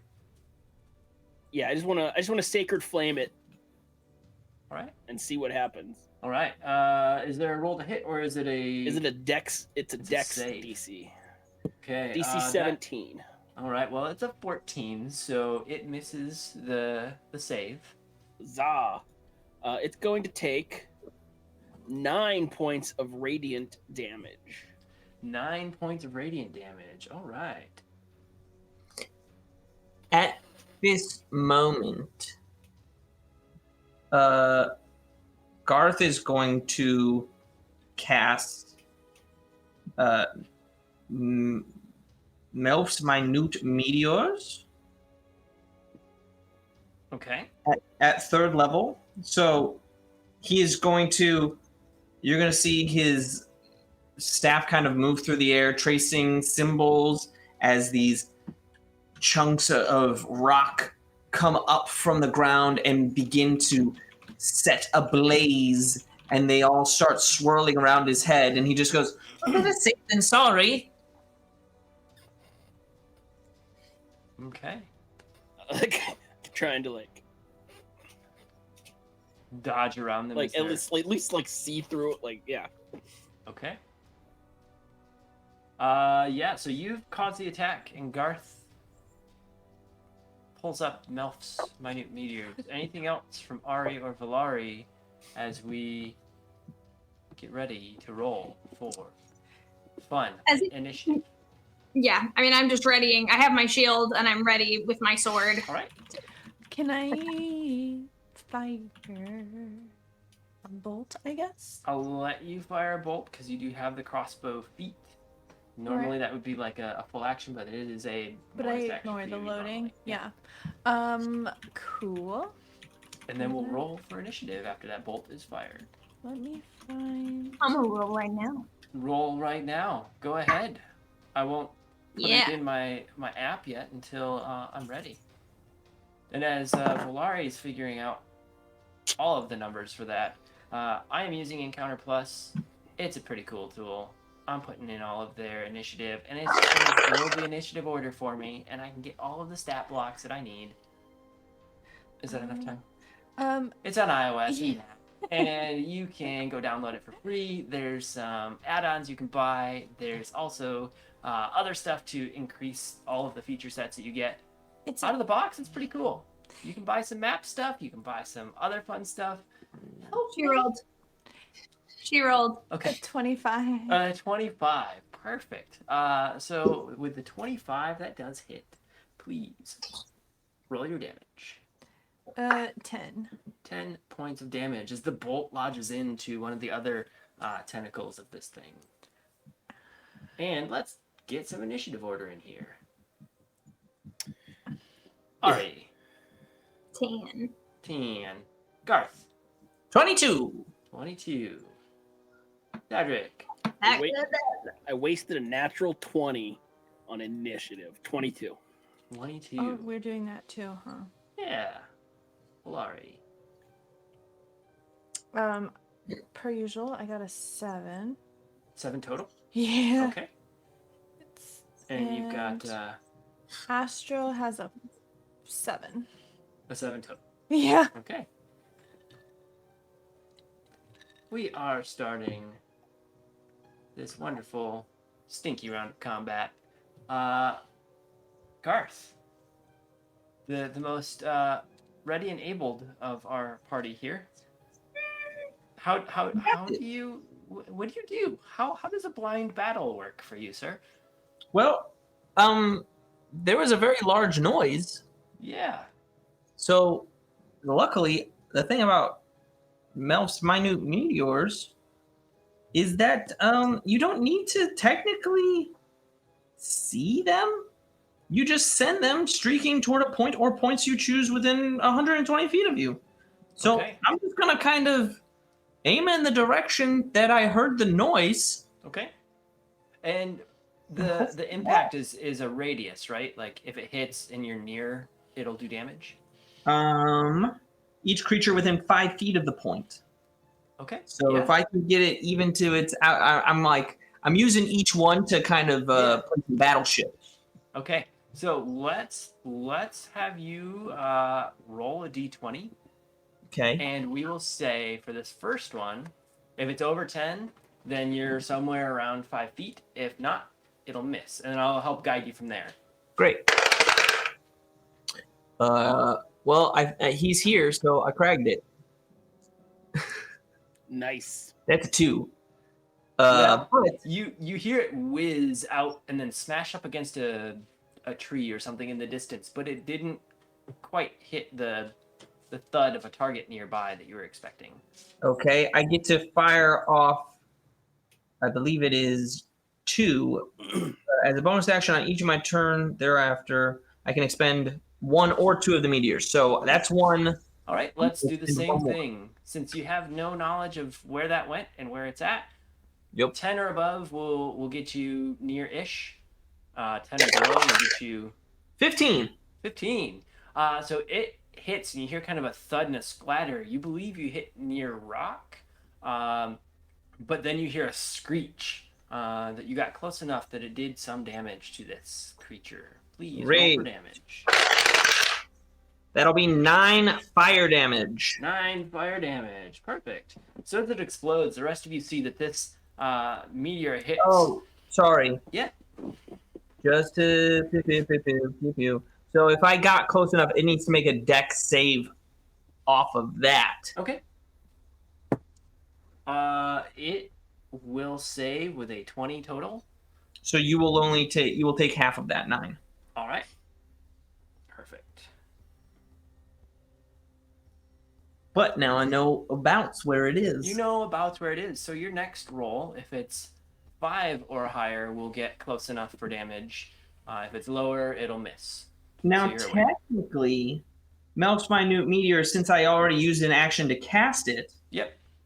those are a bonus action to expel those 2. I would also like to just, I'm guessing it's a roll at disadvantage, but using that knowledge of where I just aimed, I want to use Firebolt, just cantrip. Yeah, that one doesn't require a sight. You just fire it in a direction, correct? Well, I guess I should check that. It just says at a creature or object in range. Okay, I will let you roll at disadvantage, knowing that you know roughly where it's at now. If you get a hit. The total is going to be a 15 with disadvantage. 15 with disadvantage, it does hit. Pew, pew, pew, pew. Alrighty. So that's going to be 2d10 for a total of 13 fire damage. For on a that total of 13 fire damage. All right. Blind guy's doing pretty good. The blind guy did some damage in the fight. Woo! If the creature does move, you're going to have to redo your kind of understanding what's at, or if Thadric moves, yeah. And speaking of, Thadric. Thadric is not going to move because there's dangerous forest and there's a halfling on his head. But I am going to fire another sacred flame, except this time at the core, the flower area. Okay. The core of the flower area. Core of the flower area. Oh, you know what? I lied. I want to do a Toll the Dead instead. I want to throw some necrotic damage instead of radiant damage. Okay. I see what you're doing there. Wisdom 17 save. Wisdom 17 save. That's a 22. Damn it. Smart flower. No, just a very lucky flower. Yes. It was a nat 20 there. No. I'll save not. I dislike that. He's using my dice, so... We don't know what this blacksmith craft. What? Get your dice, Jared. He has, like, 5 sets of his own, but mine were right here. They were right here. I just reached over. I'm sorry. I'll use these right here. Put your devil dice in the drawer and don't use My mine. devil dice. Blacksmith craft dice does come in a bunch of different colors. The DM here is using a beautiful red lettered or red numbered. Yeah, is that like beautiful a death die. Yeah. Yeah, it's I have beautiful. turquoise. I love that color. It's a murder die. It's ready just to kill. That's probably not going to roll well now that I use the wonderful magic of Valari dice. Perfect. Anything else for Thadric's turn, or is that it? No, I can't really do anything else. Okay. Ari. It's not come closer, so I'm going to hold my double swing bada for when how far away is it actually? It's about 15 feet from the party.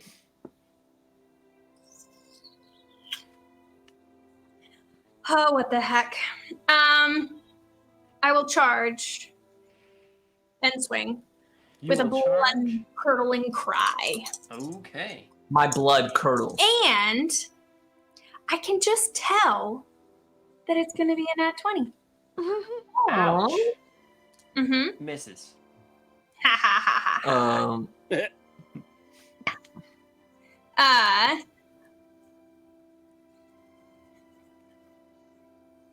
24? Because I had the plus 7 once, right? 24 damage as you go slashing down on it with your two-handed sword.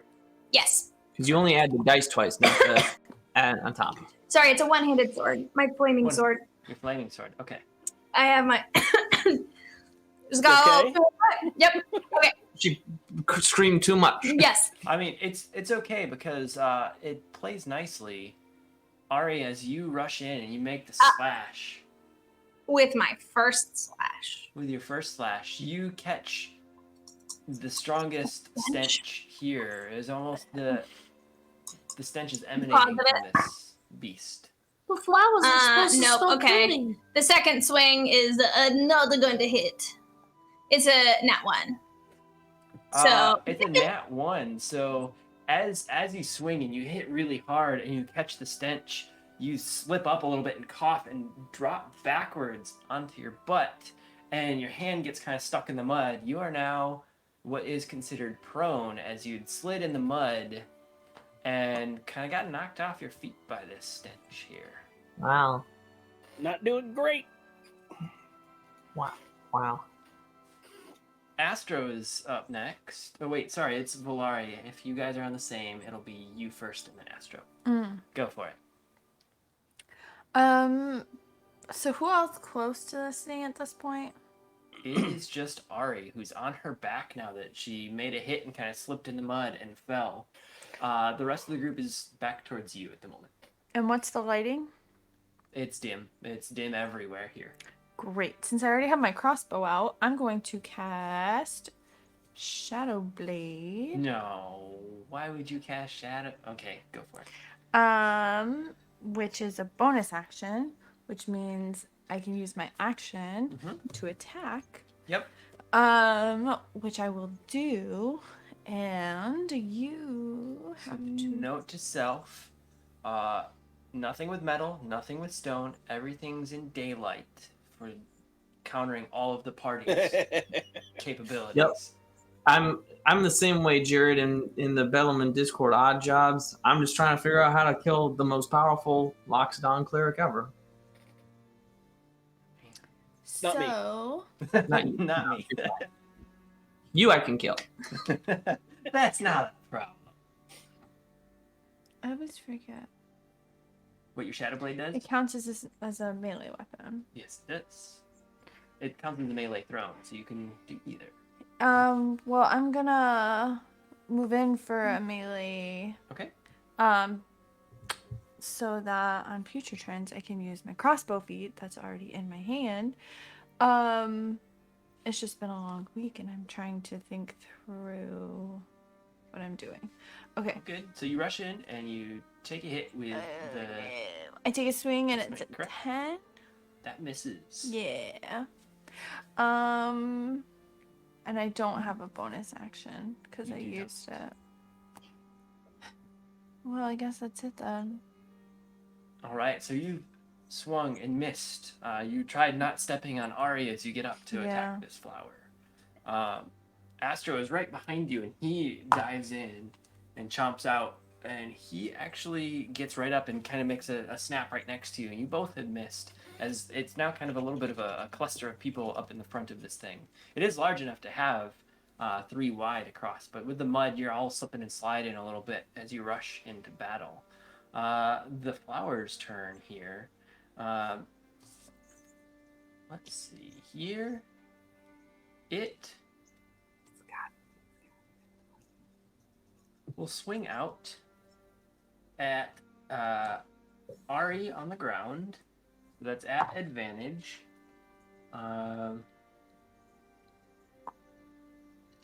20 is my roll.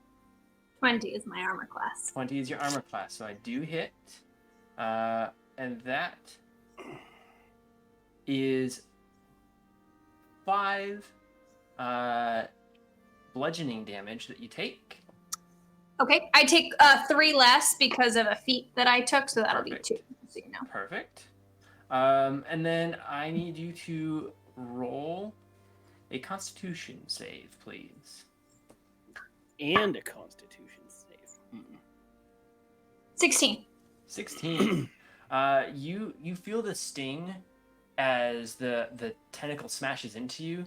That there's some poison on the tentacle, but it doesn't quite get into the armor that you're wearing but it does kind of drip across, so you know that its damage is quite deadly. It swings at Valari with a total of 13, which I believe is under your armor class. Yes, just barely. Just barely, okay. So it swings right over your head. I just told somebody, too, in the chat, I go, I have a 14 armor class with no armor, so... Yikes.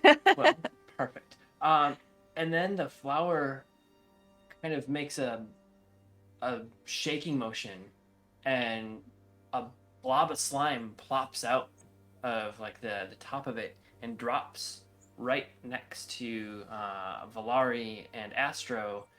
And in the blob of slime, a corpse kind of stands up, and there's a little bit of flesh left on the bones, but as it stands up, it's got a sword in hand, and it seems to be a zombie of sorts that this thing just spit out. Well, that checks out. It does check out, doesn't it? Mm-hmm. I would do such a thing. Getting out help on my turn. And with that, it is back to the top of the turn order. Did I miss Astro going?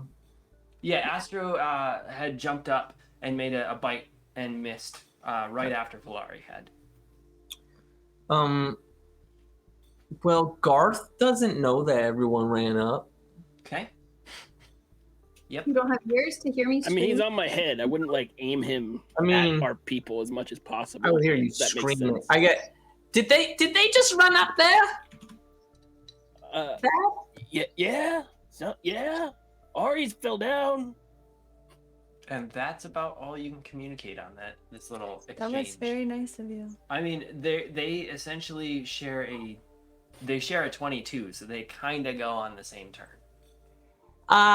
Garth is gonna hope that the area he aimed for last time is not where one of them got. And what are you firing? Your last Well, meteor? with my bonus action, I can fire 2. I'm doing that kind of like boom, boom, that test. How many meteors did you pull up? I get 6. Oh, wow. Okay, so you can fire 2 more. For some reason, I thought it was much lower, but you've leveled quite a bit, haven't you? No, that's the base of it. Base is 6. I just don't usually get to use them all in a combat. All right, I'm coming up with great ideas. I'm going to dual class a wizard and a monk next. All right, let's go. Okay, so I fire 1, doing the roll thing. Yeah. 5 or above gets you near where you want to be. 12. 12. So you fire, and it hits and explodes off to the side. Dex saves for anyone that you consider in the area. Yep. You luck out on this roll as to where it lands, and it goes for the zombie creature that you're mildly not aware of. The dex save on that one is a 17. Barely And saved, but it'll take half. The dex save on the flower is a 5. So the flower will take the full 8 damage, and the zombie will take 4 damage. All right. And then I'm going to send another one of the bolts in. All right. The best you can do is a 5 or above gets you close. Then I'll roll and see where it hits around. 8. 8. That does hit, and it actually is on the side where Ari is at. It clips Ari in the flower now. We'll roll a dex save. The flower gets a 14 on the save. 12. So you'll both take this. Roll low, Nathan. It's only 5. 5. All right. And then I'm going to roll at disadvantage with a firebolt. Because that was all my bonus action. Smile. Oh! Disadvantage cost me the nat 20, but it's still a 17 to hit. 17 to hit. We will allow the hit. And that's another 6 fire damage. Okay, perfect. 6 fire damage as it hits this gigantic corpse spewing flower. All right. I guess it's Thadric's turn now. Am I within 30 feet of the flower and the Correct. zombie? Correct. Okay. I would like to raise aloft my anvil amulet Okay. as I turn undead.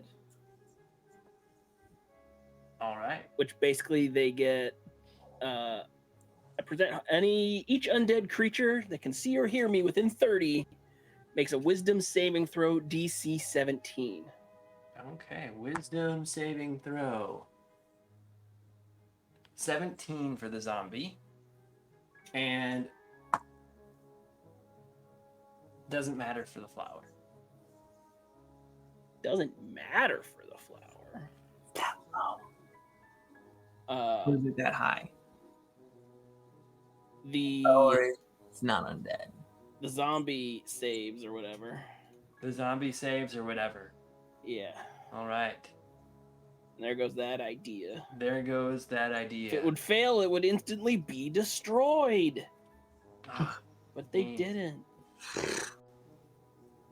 As a bonus action, I would like to cast Shield of Faith on Valari, giving her a floating kind of vibe around you that gives you a +2 to your AC. hey, there you go. +2 AC, Valari. How long does that last? Up to 10 minutes. Perfect. So definitely outside of the battle. And All then that's it. Ari, you are on your back in the mud. You are prone. At the start of your turn, the stench overwhelms you, and you need to make a Constitution saving throw before attempting any of your moves.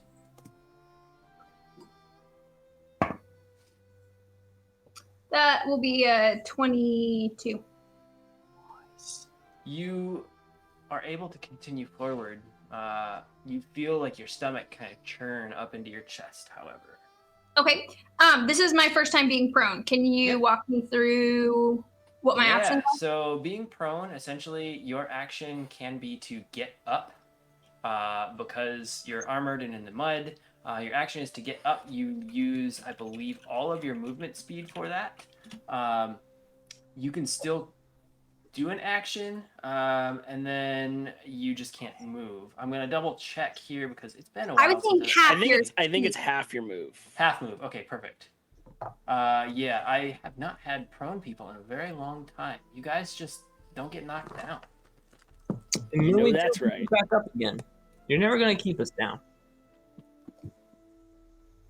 Yeah, So standing would be my action, and then I could have half movement. Is that correct? yeah, you have You half would movement if you wish. You use half movement, but you still get an attack action. Yeah, you still get an attack action. It takes Oh, half okay. of your movement to stand up. That is correct. Thank you. Okay. Then I will stand. I want to get away from the head. How long is the body part? So the body part, if you think of a flower standing upright, it's kind of tilted. So you're kind of at the mouthpiece, the top of the flower. To get around to the back of it, the flower looks to be about 8 or 9 feet long. So it's got its butt kind of into the edge of the forest, if you want to get Okay. around it. Yeah, I just like to get around so that Garth will stop hitting me. Okay, I think I'm doing pretty good for a blind guy. So I'm gonna move around to try to like open up some space around the head, and I'm gonna swing to like sever the stem. Okay. That will be a 19 for the first That hits. swing. Awesome. So it'll be 13 points of damage. And then the second one is going to be a 10 to hit. A 10 to Or hit. 11, sorry. 11 does not hit. Okay. And that is my turn. All right. We have Valari next. So I'm gonna roll for the hit with my Shadow Blade because I'm gonna do a melee attack with that first. Okay. And then I'm also going to be using a sorcery point to bend luck. So I'm rolling that at the same time. Okay. Hopefully. Okay, so that's good, I guess. So that's 17 there 17 to hit. plus 6, so 23 to hit. It hits. Great. So then we're gonna do. I'll just roll this on here. I didn't like the way my program's been rolling tonight, so. Swapping back to dice. Perfect. So, but for my damage, it's whatever. Okay, so the 3d8s from the Shadow Blade is 8 points. 8 points. And then my crossbow. Does the bend luck count for this too, or just for the Shadow Blade Just attack? for the one you apply. Got it. And usually it's your main action. The crossbow is your bonus. Perfect. That's okay, because that comes out to a 21. That hits. And Chat, as we're going through this battle, our music is on just whatever. It's just a mix of things. Please tell me if it's like a nice epic battle song or if it's just like a jaunty tune as they're It going just through this. makes because we can't something. hear it anymore.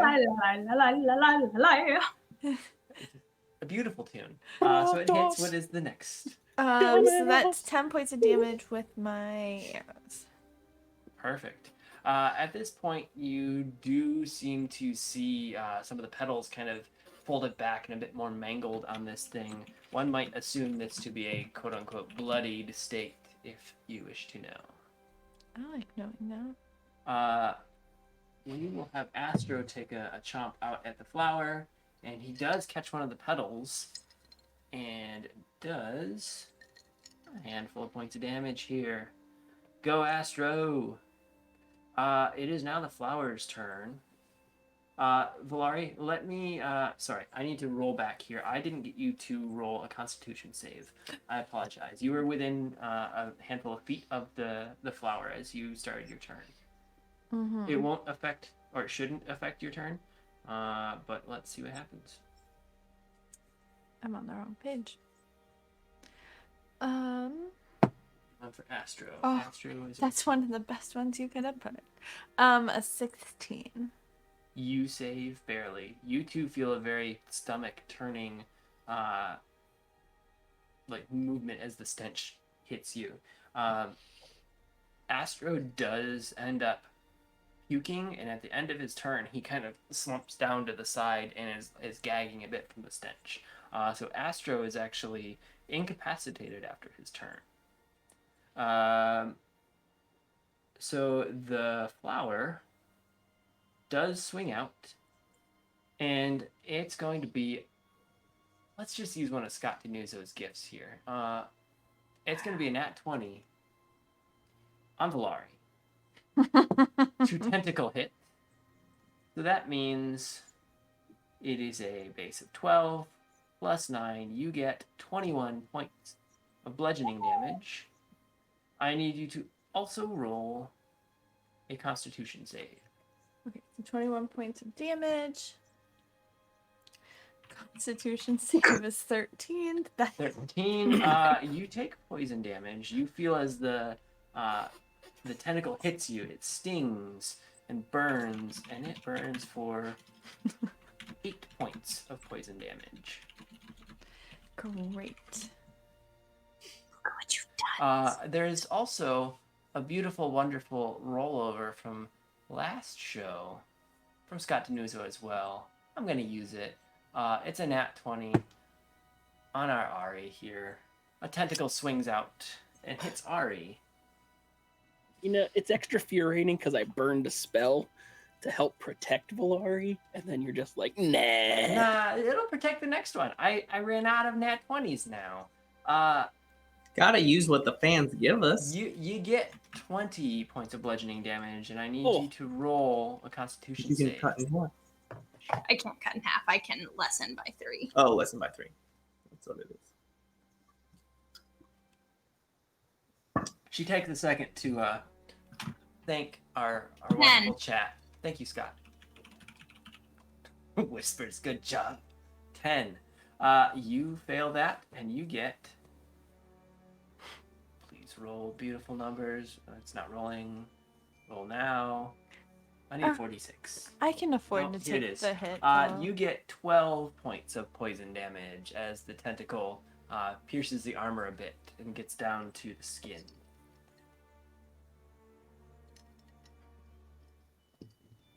And the zombie rushes towards Thadric. What a dumb zombie. Yeah. It rushes towards Thadric, attempts a swing at Thadric. It is a 15 to hit, which probably doesn't do anything. So it kind of like claws out at Thadric. And that's the end of the enemy's turn. Garth, you hear something rush up and as there's a claw at Thadric, and you feel him kind of move a bit. You'd also heard some commotion previously as there's a bit of a battle around the flower. How do you see your turn? Did we win yet? No, down left. Down left. I aim a little more down left. Okay, we're gonna do this. 10 above, you hit something. 14. 14. So as you fire, it clips the zombie hand that's up. And it is near you guys, so it does clip the zombie hand. So each of you does potentially take damage. The zombie does fail the damage as it just smashes right into it. Oh, sorry. I was still thinking the flower. You were thinking the flower? Yeah. Down and Yeah, left. he said down left. But he had just also moved, so I thought I was taking that as a redirection. Not a all up on. Oh, okay, not at all. Okay, so then as you do that, you hit near the flower to the left side, and what you do clip is the flower, and you clip Astro as well here. So Astro will at disadvantage.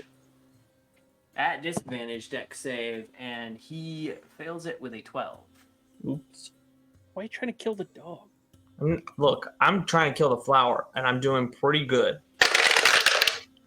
Well, Astro's going to take 2 damage. And the flower takes 2 damage? Yep, I rolled 2 ones for damage. Hey, I mean, it could be worse. Yep. It could be worse. You could have rolled the other way and been like, wait, the dog's gone. What? Then it's a 14 for my next shot at the flower. Since you heard the hit, this does hit as well. That's 8 if you need to do another save. This hits again the same side with Astro. Astro fails the save, and the flower also fails the save. Sorry, dog. You already rolled it. Yep. I'm doing now my firebolt. So you hear a couple yelps and some screeches from the flower. And a 10 is not going to work on the flower. So my firebolt misses. It flies up into the forest. Thadric. I will bring down the light hammer onto this Zambo in front of me. The zombie and the light hammer. 17 on die plus Hits. 7 hits for a total of. Oh wait. So it's going to be 4 damage from that, but I need a ruling here. Is my ally within 5 feet of the zombie? Yes. I'm within. I will 100% allow it. Yes. So then you get sneak attack damage. A total of 9 damage. If you're causing melee damage with someone on your shoulders, someone on your shoulders will allow. You said 9 damage for that. Yeah. At this point, you actually have cleared off an arm as you just come down on the zombie. So it does look bloodied if a zombie could be it. And then how does Astro look medically? Astro is incapacitated. You do see some bleeding on his side. He's kind of like slumped over. But he's incapacitated not from like wounds, but no, from he had else. thrown up and Okay. had fallen over on a previous turn. All right. Well, I can't do anything And- about that. Okay. That's it. All right. Valari, it is your turn. Since you were so generous, Am I- I just feel like I have think to. I'm before. What? Yeah. I go Oh, before sorry. Valari. Sorry. It skipped here. Sorry. All right. All good. I'll take 2 quick swings because I want to Now see what Valari's about to do This to you. scares me. This scares me. I don't know what's gonna. It's gonna hit. It's a 16 on the dice plus 9. that So hits. 25. Great. So first swing, you're gonna take 12 points of damage. Okay. Oops. Because I have my plus. Oh, I know yes. what I'm doing. I'm just He's questioning me. when you start counting on your fingers and the numbers there and there don't add up. And it's a 13 on the second swing. 4. 13 on the second swing. 13 on. Yep. Perfect. That does hit. Okay, that will be 15 Okay. points of damage. Oh, 16, sorry. 16 points of damage. We'll add one. And Ari's really mad. She's been hit. So she's going to take action surge for 1 more. And that's critical. It's a 19, but that counts as critical for Okay. fighters. So that's going to be base of 15. So that'll be 20 more points of damage. 20 more points of damage. Perfect. So as you're swinging away, you do notice some of the flower gets thorns grow up around it, and you're chipping away at some of these thorns as it's trying to protect. And Ari's like channeling her grandpa, how he used to like go out and like weed. He was a forceful weeder, getting them out of the garden. So it's hacking away, taking, yeah. So as you're forcefully attempting to weed this thing, you chip away at its attempt to protect itself, leaving it essentially bare at this moment. You've done some damage, you know that for sure, but you seem to have cut off any way that this thing could survive at this moment. The tendrils are still there, and the mouth is there, but the backside is a bit more torn up. It is now Valari's turn, and I'm very worried. Well, don't be, because I'm just gonna save that for another Are time. you sure? You sure you don't want to go out in a blaze of glory? Well, no, you're just trying to get me to waste it now. It's got more than 3 HP, Return the favor. but do what you wish. Mhm. If it kills your party, then it's on you. I'm going to bend my luck, and I'm gonna roll. Just go with my shadow blade and +4, okay. +4. Yeah. Mm-hmm. Oh no, that's not good. Oh, no. 9 + 4 is 13. Oh, It that hits. The worst part is, it's like he can see what the number on the dice was. Mm.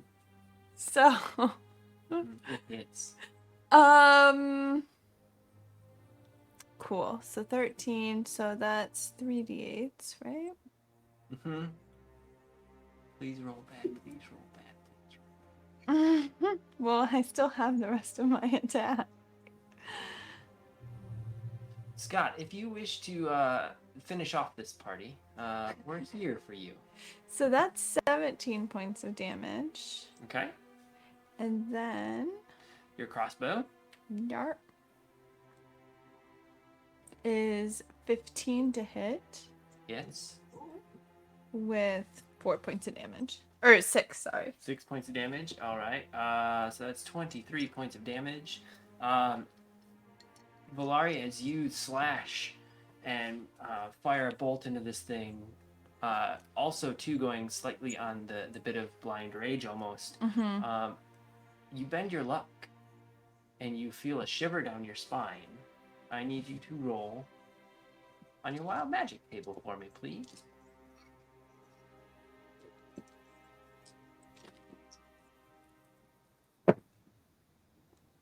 It's an 11.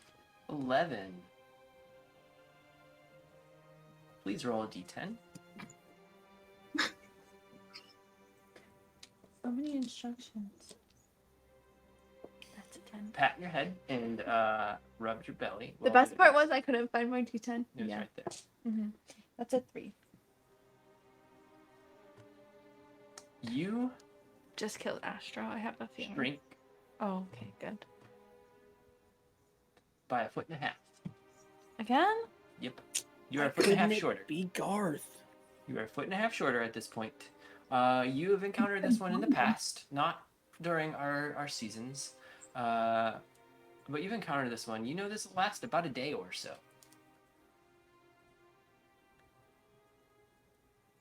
But you slash out, and you feel like the flower is getting bigger, and then you realize as this chill runs up your spine, you also realize that the flower is gotta be close to dead. You've slashed open a bunch of the petals and have fired a shot in, and it kind of ricocheted off of the corpse of armor that still remains and blasted into the back of the flower.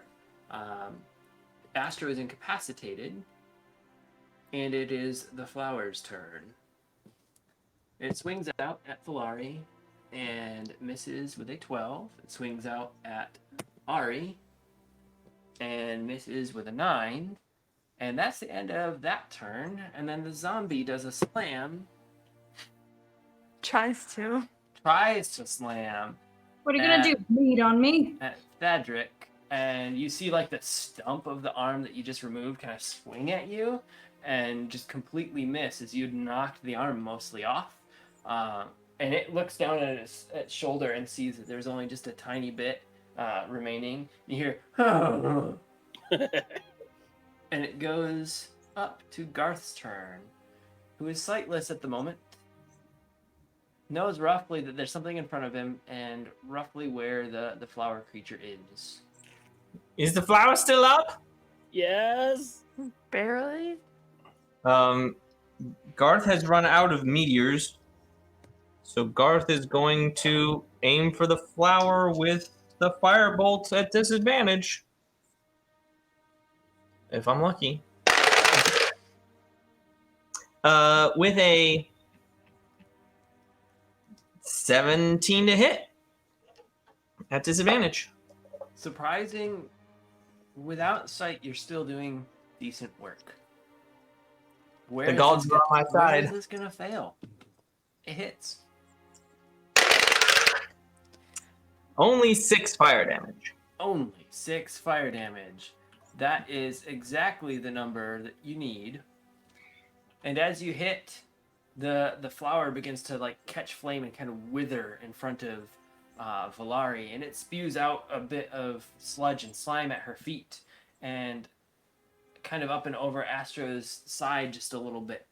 And that's where it lands as it kind of collapses. Is there anything else to your turn, or is that it? Because that was your action, right? Yeah, that's my action. I don't think I have anything that'll work for a bonus or anything like that, so Alright. that'll do. Thadric, it is your turn. Zombies right in front of me. I'm gonna try and end its life with my hammer. Let's see if it happens. 15 on the die plus 7. That hits. I've dropped the most dangerous of dice. The 4 is on the loose. Yeah. Oh, there it is. Okay. Nice knowing you. Would be for a total of. And they're Yeah, blacksmith it's- craft dice, so they're super sharp. That will send one to a hospital. Total of 6 damage. 6 damage. So you smash out and you continue to clean off that side of the zombie. You actually rip a chunk of the rib cage off, and it now just still has one arm and a head, and it is barely standing. You're not quite sure how. I will. Did No, I'm gonna you- save that because I gotta need that. Did you do your special roguey thing? I did. Okay. I just rolled bad. You just rolled bad. Okay. Nothing else here. Nope, that's it for me. Ari, it is your turn. The flower is kind of wilted and collapsed in front of you. You do see the zombie creature now as you hadn't quite gotten a full glimpse of what was going on, but it is attacking at Thadric and How far away is it your from me? soon-to-be husband. About 17, 18 feet. Your Bring betrothed. back. Your betrothed. Stop bringing it Okay. up. Okay, then I'll rush up and try to get him from the back. Okay. That will be 18. I was really hoping for a nat 1 because I was just thinking of the Benny Hill music in here as you just rushed over. Yeah. All right, it hits. Please, So please that's roll anything. yes. Anything? Yeah, anything works. Roll It doesn't D20 for matter. damage. Yep. 15 points of damage. Sure. All you needed was 1 point of damage. Well, that's what I. Oh no, I had a No, 1 it on bumped that. it, yeah. Yeah. So 1 point of damage. You slip and slide in the mud, and you end up swinging, and you miss, but you come back with like the hilt and just knock the zombie over, and it falls into pieces. And you're just standing there, all like brave and chivalrous. Stick your sword down into the mud, but you realize that your fiance didn't see any of it. My what?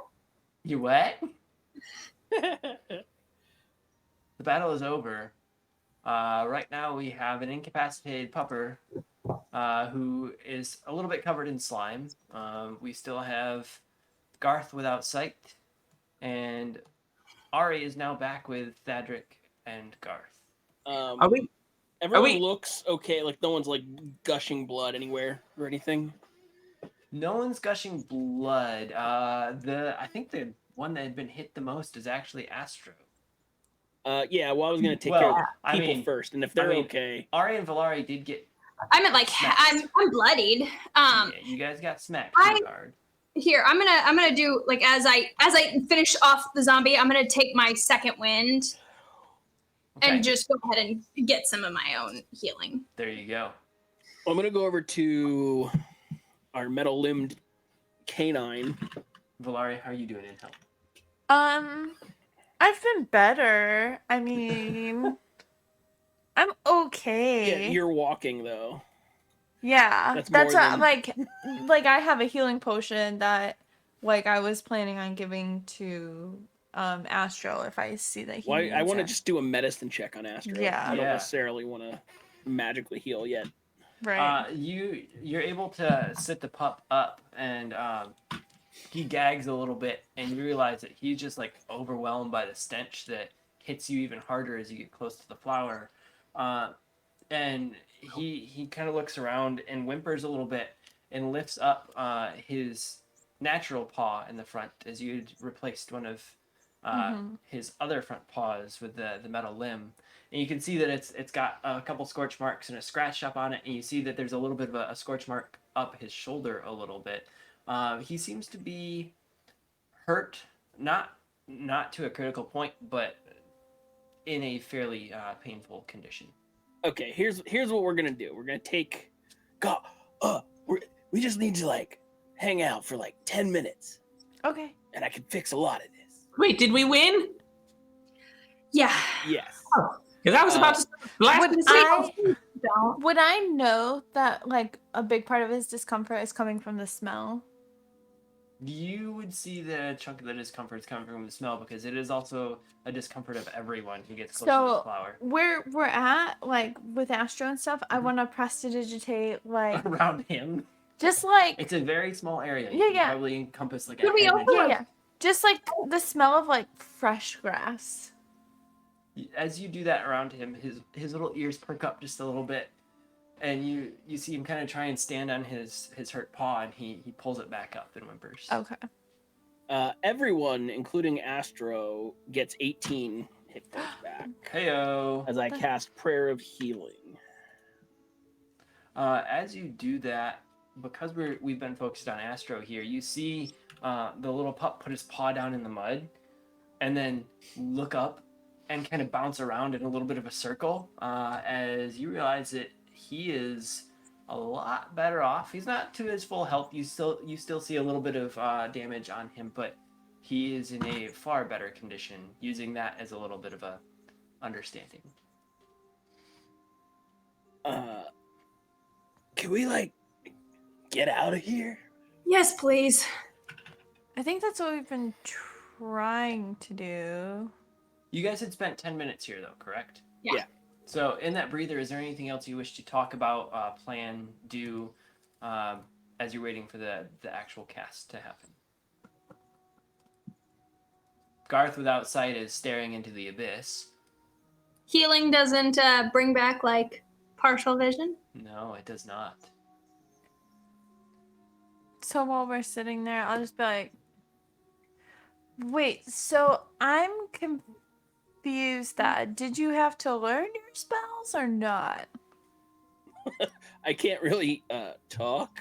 Oh. now. So, Valari is sitting there I asking didn't questions, realize- and he's no, like deep in... No, the thing is, I didn't realize he was like, Yeah, he yeah, couldn't it's, do anything else. Yeah, it's like this is what you're focusing on. It's like for a 10 ritual minutes. kind of thing. It's like a ritual, except it doesn't get the benefit of a ritual, so I have to use a slot for it.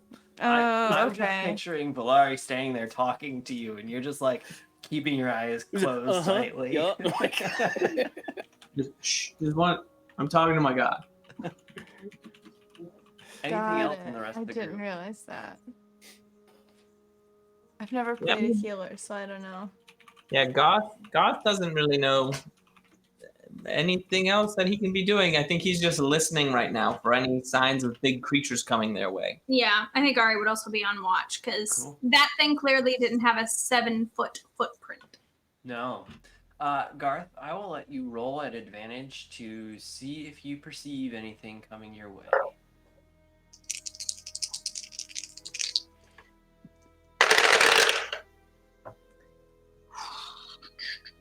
Perception, you said? I believe that's a 15. All right. You hear some rumbling in the distance, somewhat like the rumbling that had put the fire out, but it's quieter and calmer. It's not a frantic pace or stampede of sorts that you heard and felt earlier.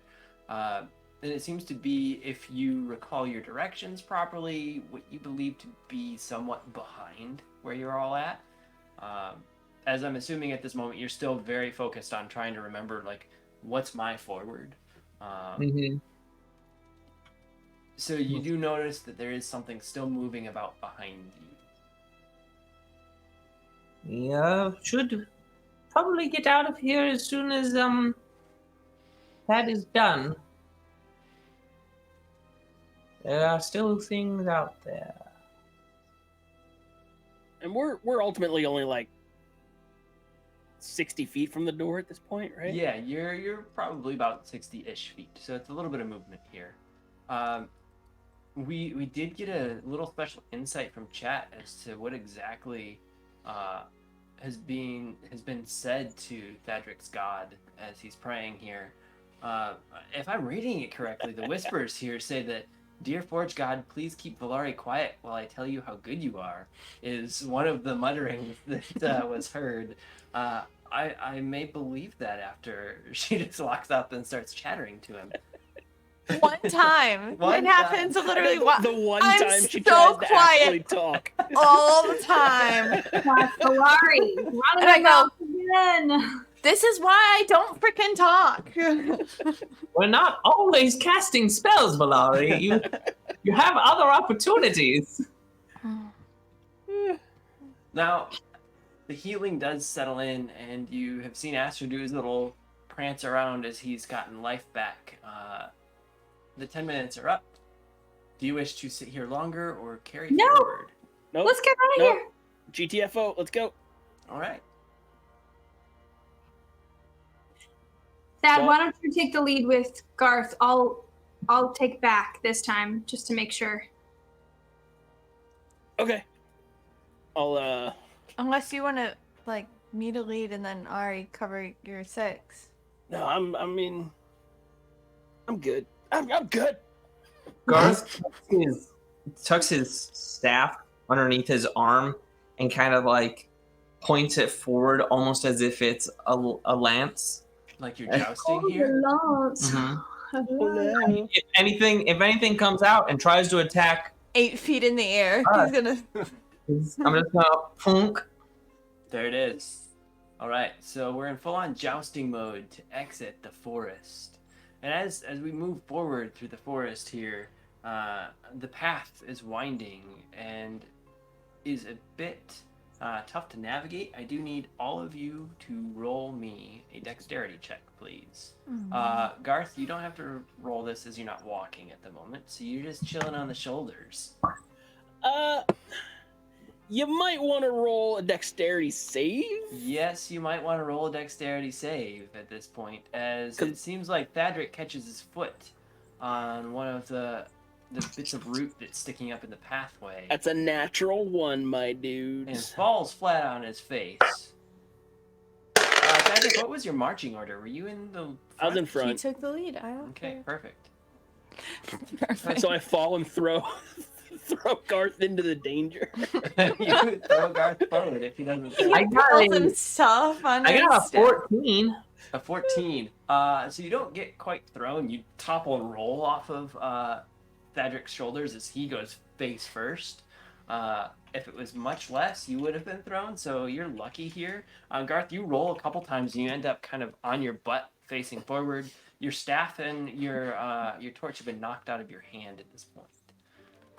So right now, you're sitting upright, and under you, you feel a squishy softness of kind of a muddy path. You feel a bit of mud kind of running down your neck, and your hands are down on the ground next to your sides, and they're in the mud, but you do not feel the comforts of the two items that were in your hands prior, nor the humanoid that was with you. Patrick, you dead? No, just oops. Oops. As he sits up from the mud kicked up in his beard. Can I'll you scoop him. clean my things? I'll scoop him back up. The I'll get staff? his staff, yeah, and his What? torch, Thank you. and then I'll put you back up there. Right? The rest of you, how'd you do? 20. I got a 19. I heard a 20 something and a 19. You do see up near the front as Astro is kind of trotting along. He looks up over his shoulder right as Thadric falls over and just like trips up over Thadric's boot and falls off to the side and is standing up. So there's a little bit of a congestion in front of Ari and Valari, but you two stay upright and continue forward. There's no damage, no harm done here, just a bit more mud in trousers and armor and things that you wish not to have mud in. You eventually enter a spot where the forest stops, and there's a stretch of about 15 or 20 feet before you get to a staircase that winds zigzagging up the wall. And if you imagine it, the wall is kind of slanted inward, and the staircase runs up it with no handles or the like. It just eases with the wall's edge upward. It goes about 60 feet up to get to the door. You do see a few of the stairs are a bit crumbled and older in shape. The door, from what you can tell, is a doorway in. There's nothing covering it, no struggles you have to do to get in. But this looks like your way out of the creepy, dark death forest. Ari's gonna wipe all of the mud off of her feet. How many mage hands we got? Get your own railing. I want to legitimately tie Garth to my head, like, because he's got his legs like in my bandolier. I want to go around his waist and like a headband here. So this is a moment where, as a DM, I have to make sure both parties are willing and able. Thadric has expressed his willingness for this. Garth, are you willing and able? Like a quick question of why? Cause like, If you fall, then I don't get to tuck and roll like I did the last time, dude. yeah, but if I fall, then we're dead anyway. Garth Maybe is you probably are. also like anti-seatbelt. What I if mean- we get a rope and just all hold on? And tie it around Thad's head. No. I don't even have a rope. I do. I lost it in the boat. It was my best Hey. rope. I'm fine with it if when you want. It's just you won't. You just understand like you just fell. Yeah. What are the odds that it happens again? Also, 5%. there's like steps missing, and you're like a little guy. So it's like you got a broad jump to get over some of these. Now, just as a reminder, you guys did get a few things. You have a couple days rations. There's a few ropes within the group. So you do have ropes in case you do need them. I believe Thadric had said he did not have one. You do have one. Unless you're talking about the really, really good rope that someone in the party had. That's me. She got that one. Had that one, yep.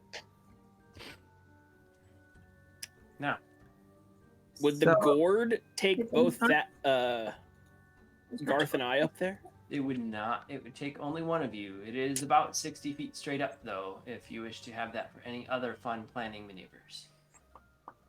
Would the what take us up? The gourd. The gourd can only take one humanoid. I But- can take Garth with Dimension Door. Maybe that's the best. That's probably a good idea. All right. Keeping this headband though. His headband. All right. So I just need him to stand within 5 feet of me, but if you need to hold my cloak or whatever, that's fine too. But you guys have to help Astro get up there. Deal. Okay, and then I cast Dimension Door, and then they again see me just like reach into nothingness. Well, I guess Garth doesn't see anything.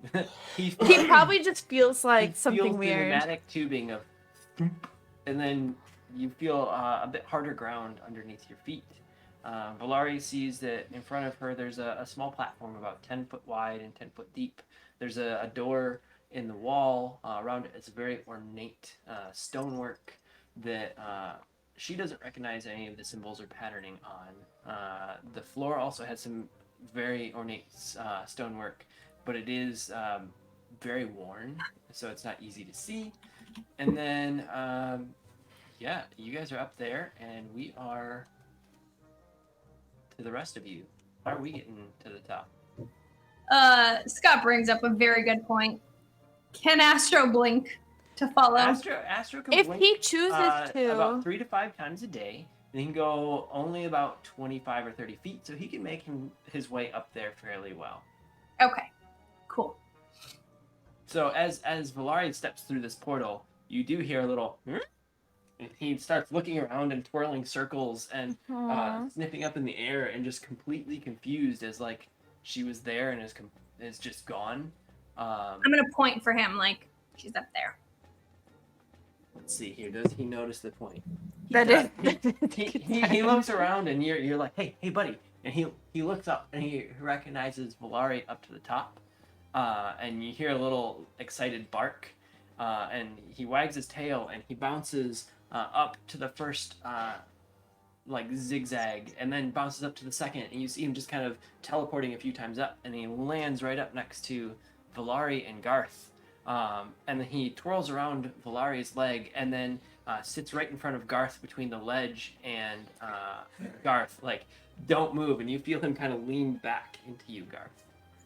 Cool. So you've got like, the little bit of the head of the blink dog that you can kind of... I just kind of go, wow, all this writing on the stonework. There's writing? What language? You don't recognize it. No, I know that I don't. Oh, okay. I cast Comprehend Languages. I see you with your puppy snack time, and I will resolve that in a second. And I touch the door. You touch the door frame. All right. And now I can understand whatever. The language turns from a script that you can't quite understand into writing along the top, and you actually read this as kind of a warning, like exit hatch, collapse handle, behind door, danger, beware. Like it's essentially like an escape route is what you read this to be. On the flooring, the little bits and pieces that kind of extend into the flooring that aren't worn, you do notice a few words. One that says death flower, another that says something reptilian, and then next to that there's a few other terms that look like names that you don't quite understand. It's in a common language, but it doesn't make sense to you as like an actual word. On the threshold that you step over into the doorway, it says no turning back. Well, I'm not sure what language, but it definitely makes this door sound like not so much of a sure thing. It does reference it as an exit door, but it says danger, and it talks about the death flower and the reptile, and it says danger, and it lists some names.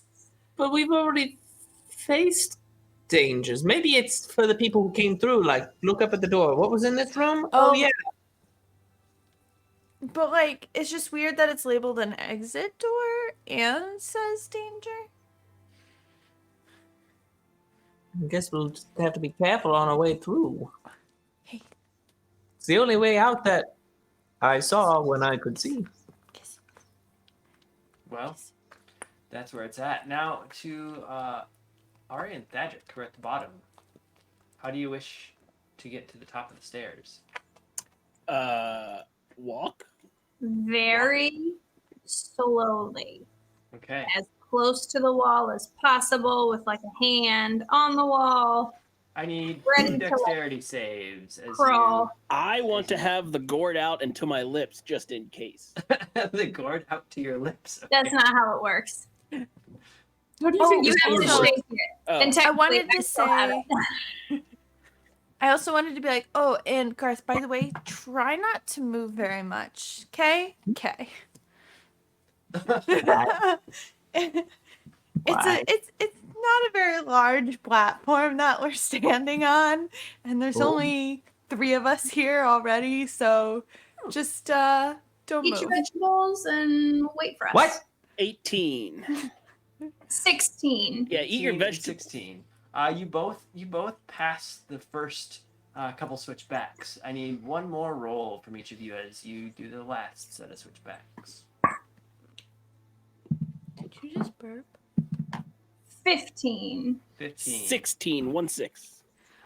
Ari, you do feel a stair crumble out from under you a little bit as you step off of it. You do feel this feeling that if you were any slower, you would have tumbled to doom and destruction. But fortunately, that gourd was at your side. Both of you end up cautiously making it to the top after a couple minutes. The stair had crumbled and made a loud thud as it hit the ground. And as you are making it up to the top, you hear a roar and thudding and crunching through the forest. And because it's so dark, you only see some of the treetops kind of like disappearing, coming towards you all.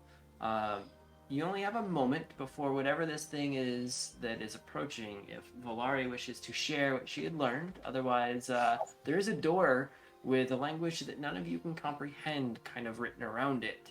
The doorway is dark, and what you do believe you can kind of see through it is some stairs.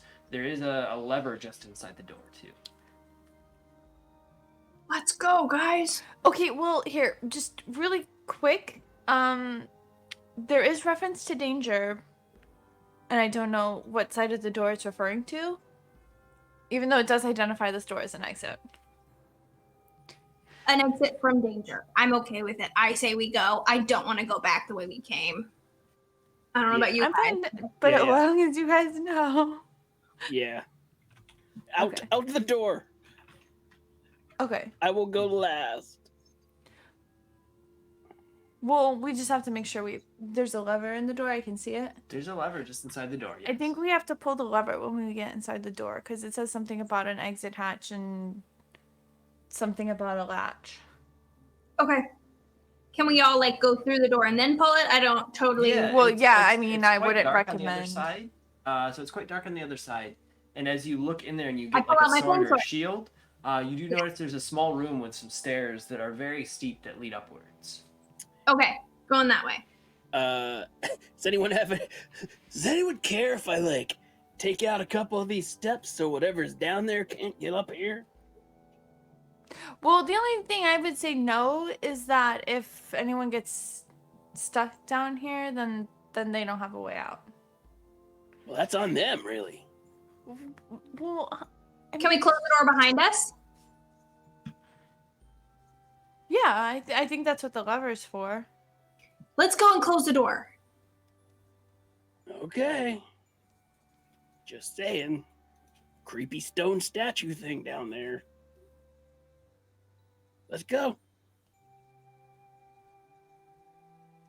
And then we go, right? We All right. So you all push through the door and get to the other side of the door frame, carrying Garth through. Who pulls the lever? I'll pull the lever. As you grab the lever and pull the little bit of the handle in, pull back. Nothing happens for a brief moment. And you see the forest biome kind of like crashing and tumbling as whatever this thing is coming closer to you. Out of the forest, you see with the faint lights that are floating above it, a large reptilian head. And as it appears out of the forest and lets out a roar, you see a couple like large arm tentacle things from its back reach out. It doesn't look like anything you've seen before. And it seems to be essentially a very destructive force that was locked away down here. The pull of the lever doesn't do anything, and I'm sure at this point you're kind of like rattling it a little bit, seeing the stuff happening in front of you, and a tentacle starts to swing up towards the platform, and then the ceiling starts crumbling in the cavern, and it seems that this lever set off a chain reaction, and the ceiling just starts dropping from closest to the door that you're in back towards the back of the cavern that you were traversing, and the cavern just kind of implodes on itself, and you hear a screech and scream from this large beast that makes your eardrums rattle to the point of pain. A cloud of dirt and dust hits you as the ceiling was dry, falling into this mud, and you're now covered in dirt and dust on the front, and mud probably from the knees down on most of you. Thadric's got mud all up his front. We've got Garth, who is essentially a ball of mud at this point. Same with Astro. And it goes dark in front of you, and some rocks end up tumbling right in front of the door at the end of it. And for the first time in a little bit, silence happens. Your ears are ringing because of the dense forest with the creaking and crunching and chirping and weird noises you were hearing that was constantly permeating your eardrums is now stopped. The rumbling has stopped from the collapse. You're left with the steps that lead upwards. A very, very faint light, a good 100 or so feet up these steep steps. And a smell of rain. That's what they meant by danger. Let's get out of here, guys. Did you hear that? Yep. Yeah, the roof collapsed. Like the cavern. The whole cabin. Gone. Mm-hmm. Oh, that means Yeah, there's fuck. some. Why? That means those gems are just buried there now. Yeah. Good, so they can't curse anybody else. Well, this one's fine, and I pull out the black one on accident. As you do, it doesn't actually buzz or vibrate in your hand as it had prior. Yeah, see? This I want one's to the look one- in my bag now. As you look in your bag, everything seems fairly normal. You dig through, your daggers are all in one piece, and then you end up moving your lockpick set. And as you pick it up, a bit of metallic liquid just drains out of one of the corners and pools in the bottom of your bag. It's cool to the touch, and it's almost like water, but it looks like a molten metal. It's mercury. Don't touch it. That'll get you sick. Oh, that's weird. I guess I'll just let it slosh around in there for now. There you go. You've got a sloshy metal drink in your bag, and your lockpick set is soup. So, Onward.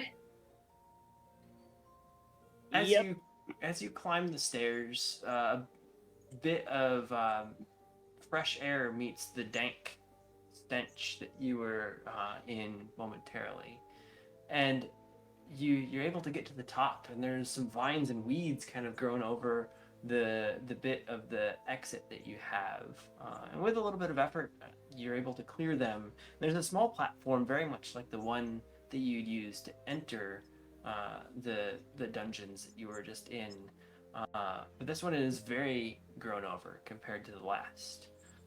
Behind you, you turn around and you see there was what seemed to be a river that had flown through here that is now filling this gaping pit and making a small lake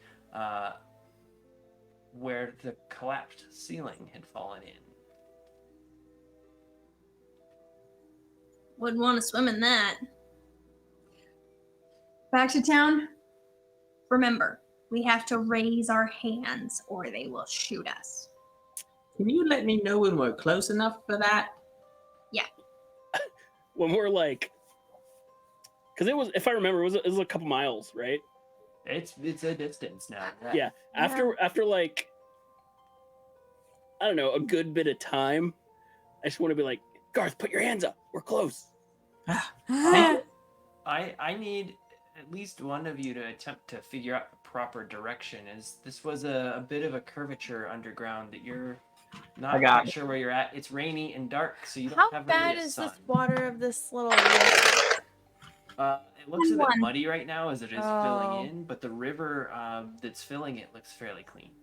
I want to take Astro over to the river and like dunk him in it and rub out his fur. Shake it in the water.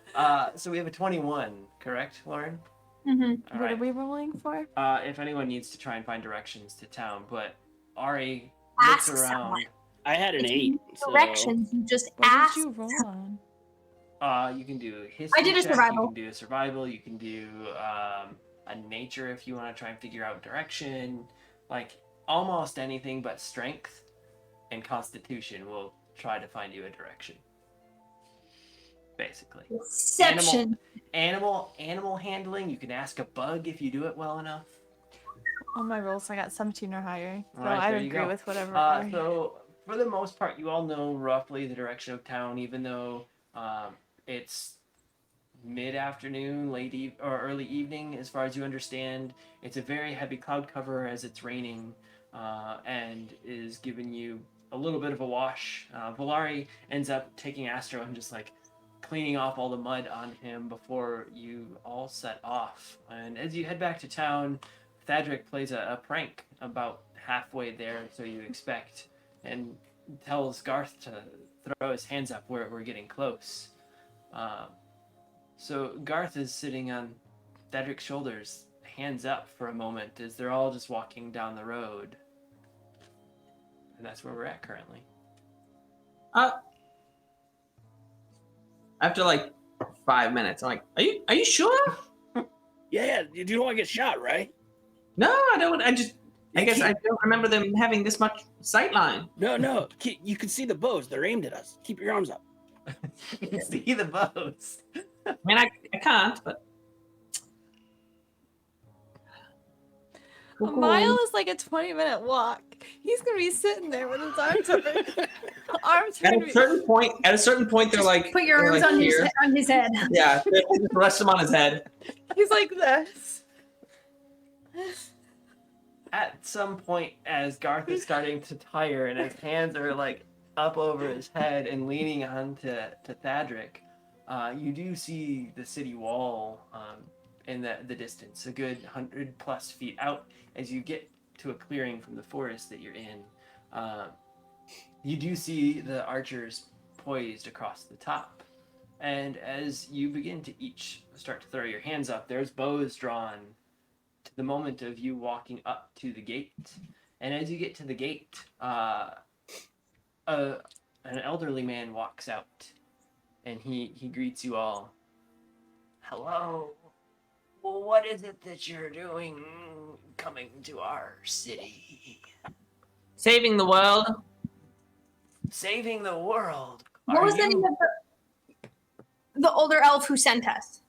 Oh, the older elf. We have a few councilmen. Oh, that's Lauren asking, not Ari. What was the name a few of the older... councilmen here. Okay, Ari will say, we're here to see the council. Okay, do you have any names? You or them, or what is your business? We are the champions. We are Hydra. Hail Hydra. I dab a little too hard. rock Garth off to the side a bit. I hit myself in the face with my staff and like, You say you're the champions. Are you the ones who sought the hammer? Yes, and we would like to put the hammer down. Well, you may carry on to the forges. And he pulls his staff back. And then he lets out a high-pitched whistle. And you hear a, stand down, stand down! And on top of the wall, you hear a bit of a shuffle as you assume, hopefully, that the guardsmen have put away their bows. To the forge!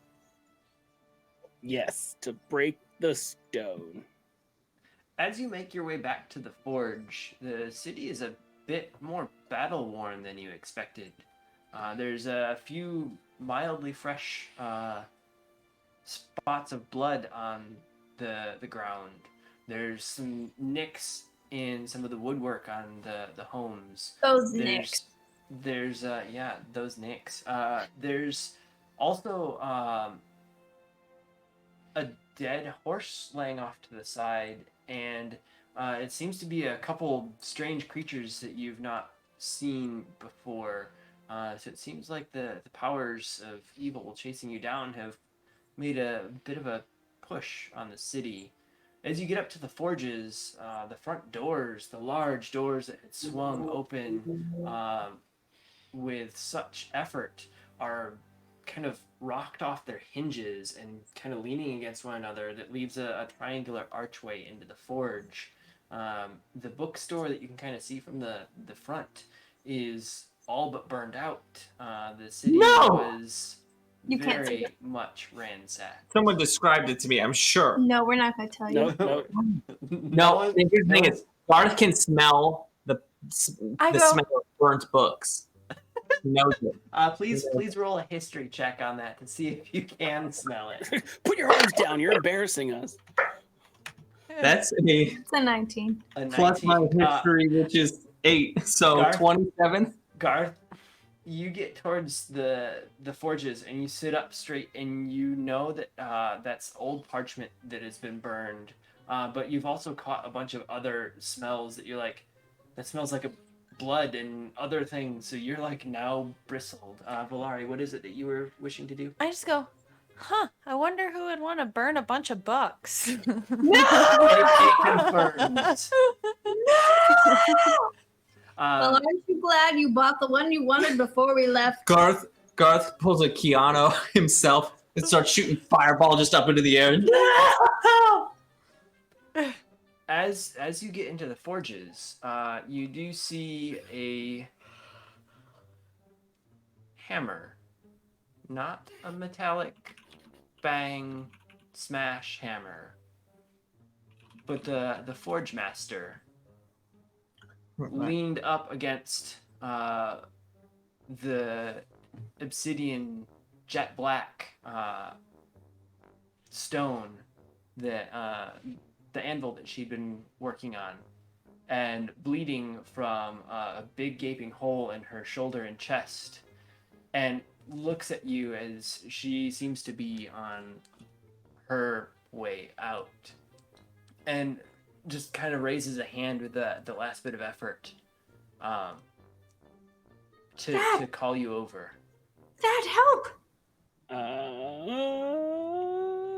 Yeah. Garth like grabs the top of his head as Thad goes running. I'll run over and cure wounds on her. Thadric, as you actually get up to her, you notice that her chest is cut open to the point where you can see the bit of like heartbeat within, and she is in a spot where cure wounds may stabilize her, but only for a short amount of time. See? And if I had not healed down in the... Here, just use this. And I hand him my healing potion. No, it's not... I think this is the DM saying this character's gonna die anyway. This is the DM saying. And if I hadn't healed down in the thing, it could have circumvented this with my Revivify. Could have let them die and then brought them back. But I don't have it. Okay, well, let's hear her dying words then. Sad. What happened? There was an attack. And they were looking for the stone. We found the hammer. Do we just smash it and be done? You must stretch the power to smash it in the center point. This hammer should do all you need.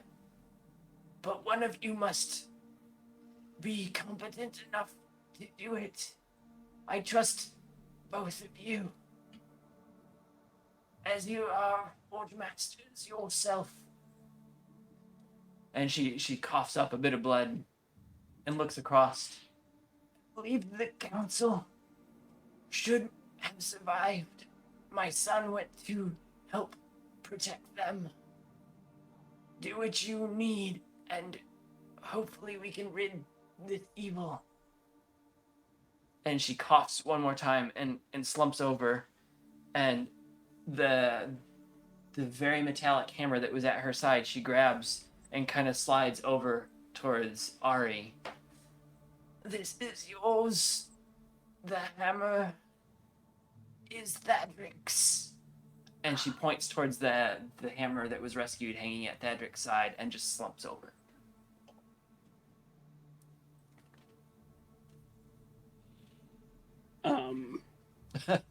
Isn't her son like a 13-year-old teething half-orc? Yep. Her son is a 13-year-old teething half-orc, but he is a fairly burly half-orc nonetheless. I don't know why I was just picturing like, hey, 12-year-old, go save the council. I don't know, that's my brain. No, like a half-orc is generally a fairly muscular build creature that a 12 or 13-year-old half-orc one would be fairly matched at, like, say, a 25, 30-year-old human. Oh, okay. So competent-ish. Yeah, got it. Competent-ish, yes. He still was dealing with his teeth growing in too quickly and some skin issues, you know. Do we have the unicorn hair?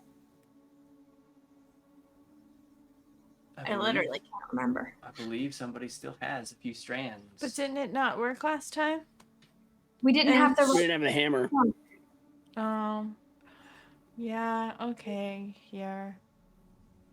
I pull out my last few. You pull out your last few. We'll put you in a safe space and make your wild magic surge until the unicorn comes back again. It doesn't work that way. No, we could just pelt you with things. It'll be great. I will die before that happens. All right, These are the risks we have to take to save the world. we need a blind wizard to use his mage hand. I can cast it. I can use mage hand. We do You though. need 2. It took 2 hands to stretch.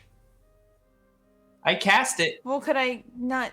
Why do we need the mage hands though? I don't remember. Didn't we just do it out of caution? Couldn't I just like tie it myself? No, we tried it and it needed a second hand to hold and to stretch it, to shape it. Because earlier in Stonehaven, it was said that it needed magic to form. Magic touch. All right. All right. Dad, are you ready? As ready as I'm gonna be. I put Garth down, obviously. I cast Mage Hand, and I'm like, just Bring it to the hand. bring it to me if you could. Would the mage hand? I'm just curious about the like application of this though, because my mind is going.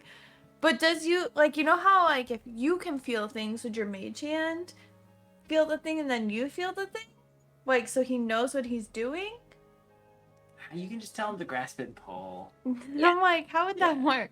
Or could you use one mage hand and one normal hand? You could try, but you might die. We don't want to, yeah. You try it. I've got this, guys. Why are we fighting it? I'm good. So as you carefully and cautiously use the mage hands to stretch this piece and lay it down on the jet black anvil, the hammer that was rescued is in Thadric's hand. Are we going for like halvesies here? Like what's our? Hit it in the middle, All right. in the dead center. That does the spit on the hands thing. For the grip, raises up and clumps. As you smash the center, you see a small crack begin to spread, as if like you stepped on some thin ice. You hear a and as the cracks spread, small portals begin to open all around you all. And some of the things that you had seen previously in these portals, like potentially people or places that you knew, show up once again, and then other things you don't recognize. And after a brief second, the portals close up.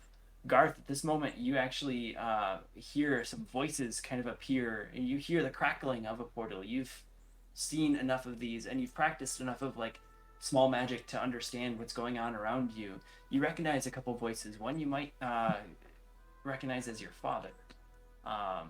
Do we hear one that goes, "It's a portal"? You don't, at least not Aw. right now. The cracks spread just a little bit more. Cedric, do you wish to hit again, or do you wish to wait? No, yeah, hit the same spot. As you hit the same spot, the cracks start spreading towards the edges even further. Portals even more pop up. And you must have been reading my notes, because in one of them you hear, "It's a portal!" Between two of the portals, you see a pillow go flying from one into another. And then you hear some barks on the end of one, and you hear a neigh of what seems to be a unicorn, as it's got like a sparkly jingle to it, not just like a standard horse. Garth, you do also hear what you assume to be friends that you've not seen since your boyhood. So you're hearing some of these things that others are seeing imagery. And at this point, a large portal begins to open up in front. In it, Valari and Ari recognize a figure that seems to be one of Keth. And you see him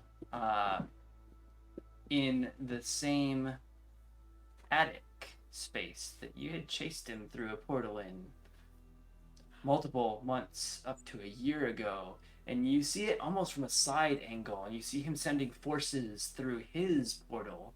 And then in a portal off to one of your other sides, you see the forces coming out and slaughtering those in the forest space that you had traveled to this world in. But did it vanish? Or is it still These there? portals are super quickly popping open. You only get a couple seconds. You only get a couple seconds of vision before they close back up. and they all close. On this third hit that could occur, the cracks are near to the edges. Garth, at this point, you're starting to get a tiny bit of vision back. You can see outlines of things. And you do see a couple of the portals close, and you see the lights kind of flicker in front of you. And you see a glowing, emanating circlet of this power. Instead of a big dark blur, it's a big light blur. Yeah. And here is where we will wait 2 weeks to see what the breaking of this power brings. 2 weeks. The warrior's just like totally pissed off now. You're seeing a bunch of things, yeah. She's Your characters like, are going through. Damn it! Why did no one tell us? This could have been our way home. Alrighty, so we will be back in 2 weeks, and in those 2 weeks, bring some friends along because we will be doing a giveaway for those beautiful blacksmith craft dice. You just have to show up, say something in chat that is predefined. We'll let you know what it is. You'll get on a list. Our bot will choose a winner. If we have enough people, we will probably choose 2 winners. So bring some people, increase your chances by decreasing your chances. It's a weird situation, man. Do you have an idea of how many people you would want to see to give away a second set? We have gotten about 20 to 25 on our normal giveaways. If we can break 30, if we break 30 entries, we will do 2 sets of dice. Oh, that's generous. That's so easy. If we everybody bring one friend. Still 2. If you break 30, we'll do 2 sets of dice. If we break 50, GM's got a few other things lined up that we can also draw for. So, hold tight for what those surprises could be. So if you bring 50 people to enter, there are chances for some extra fun. So we'll see you in 2 weeks. We do have another stream we're going to go raid, so please join us in that raid train as we go off. And with that, here's some of our fun, wonderful music written and performed by Nathan and Austin. And you, right? On computers. On computers. Digital robots. I just was like, that's pretty cool. So listen to this music, come back in 2 weeks, win some stuff, join the raid. See Bye, guys. Bye.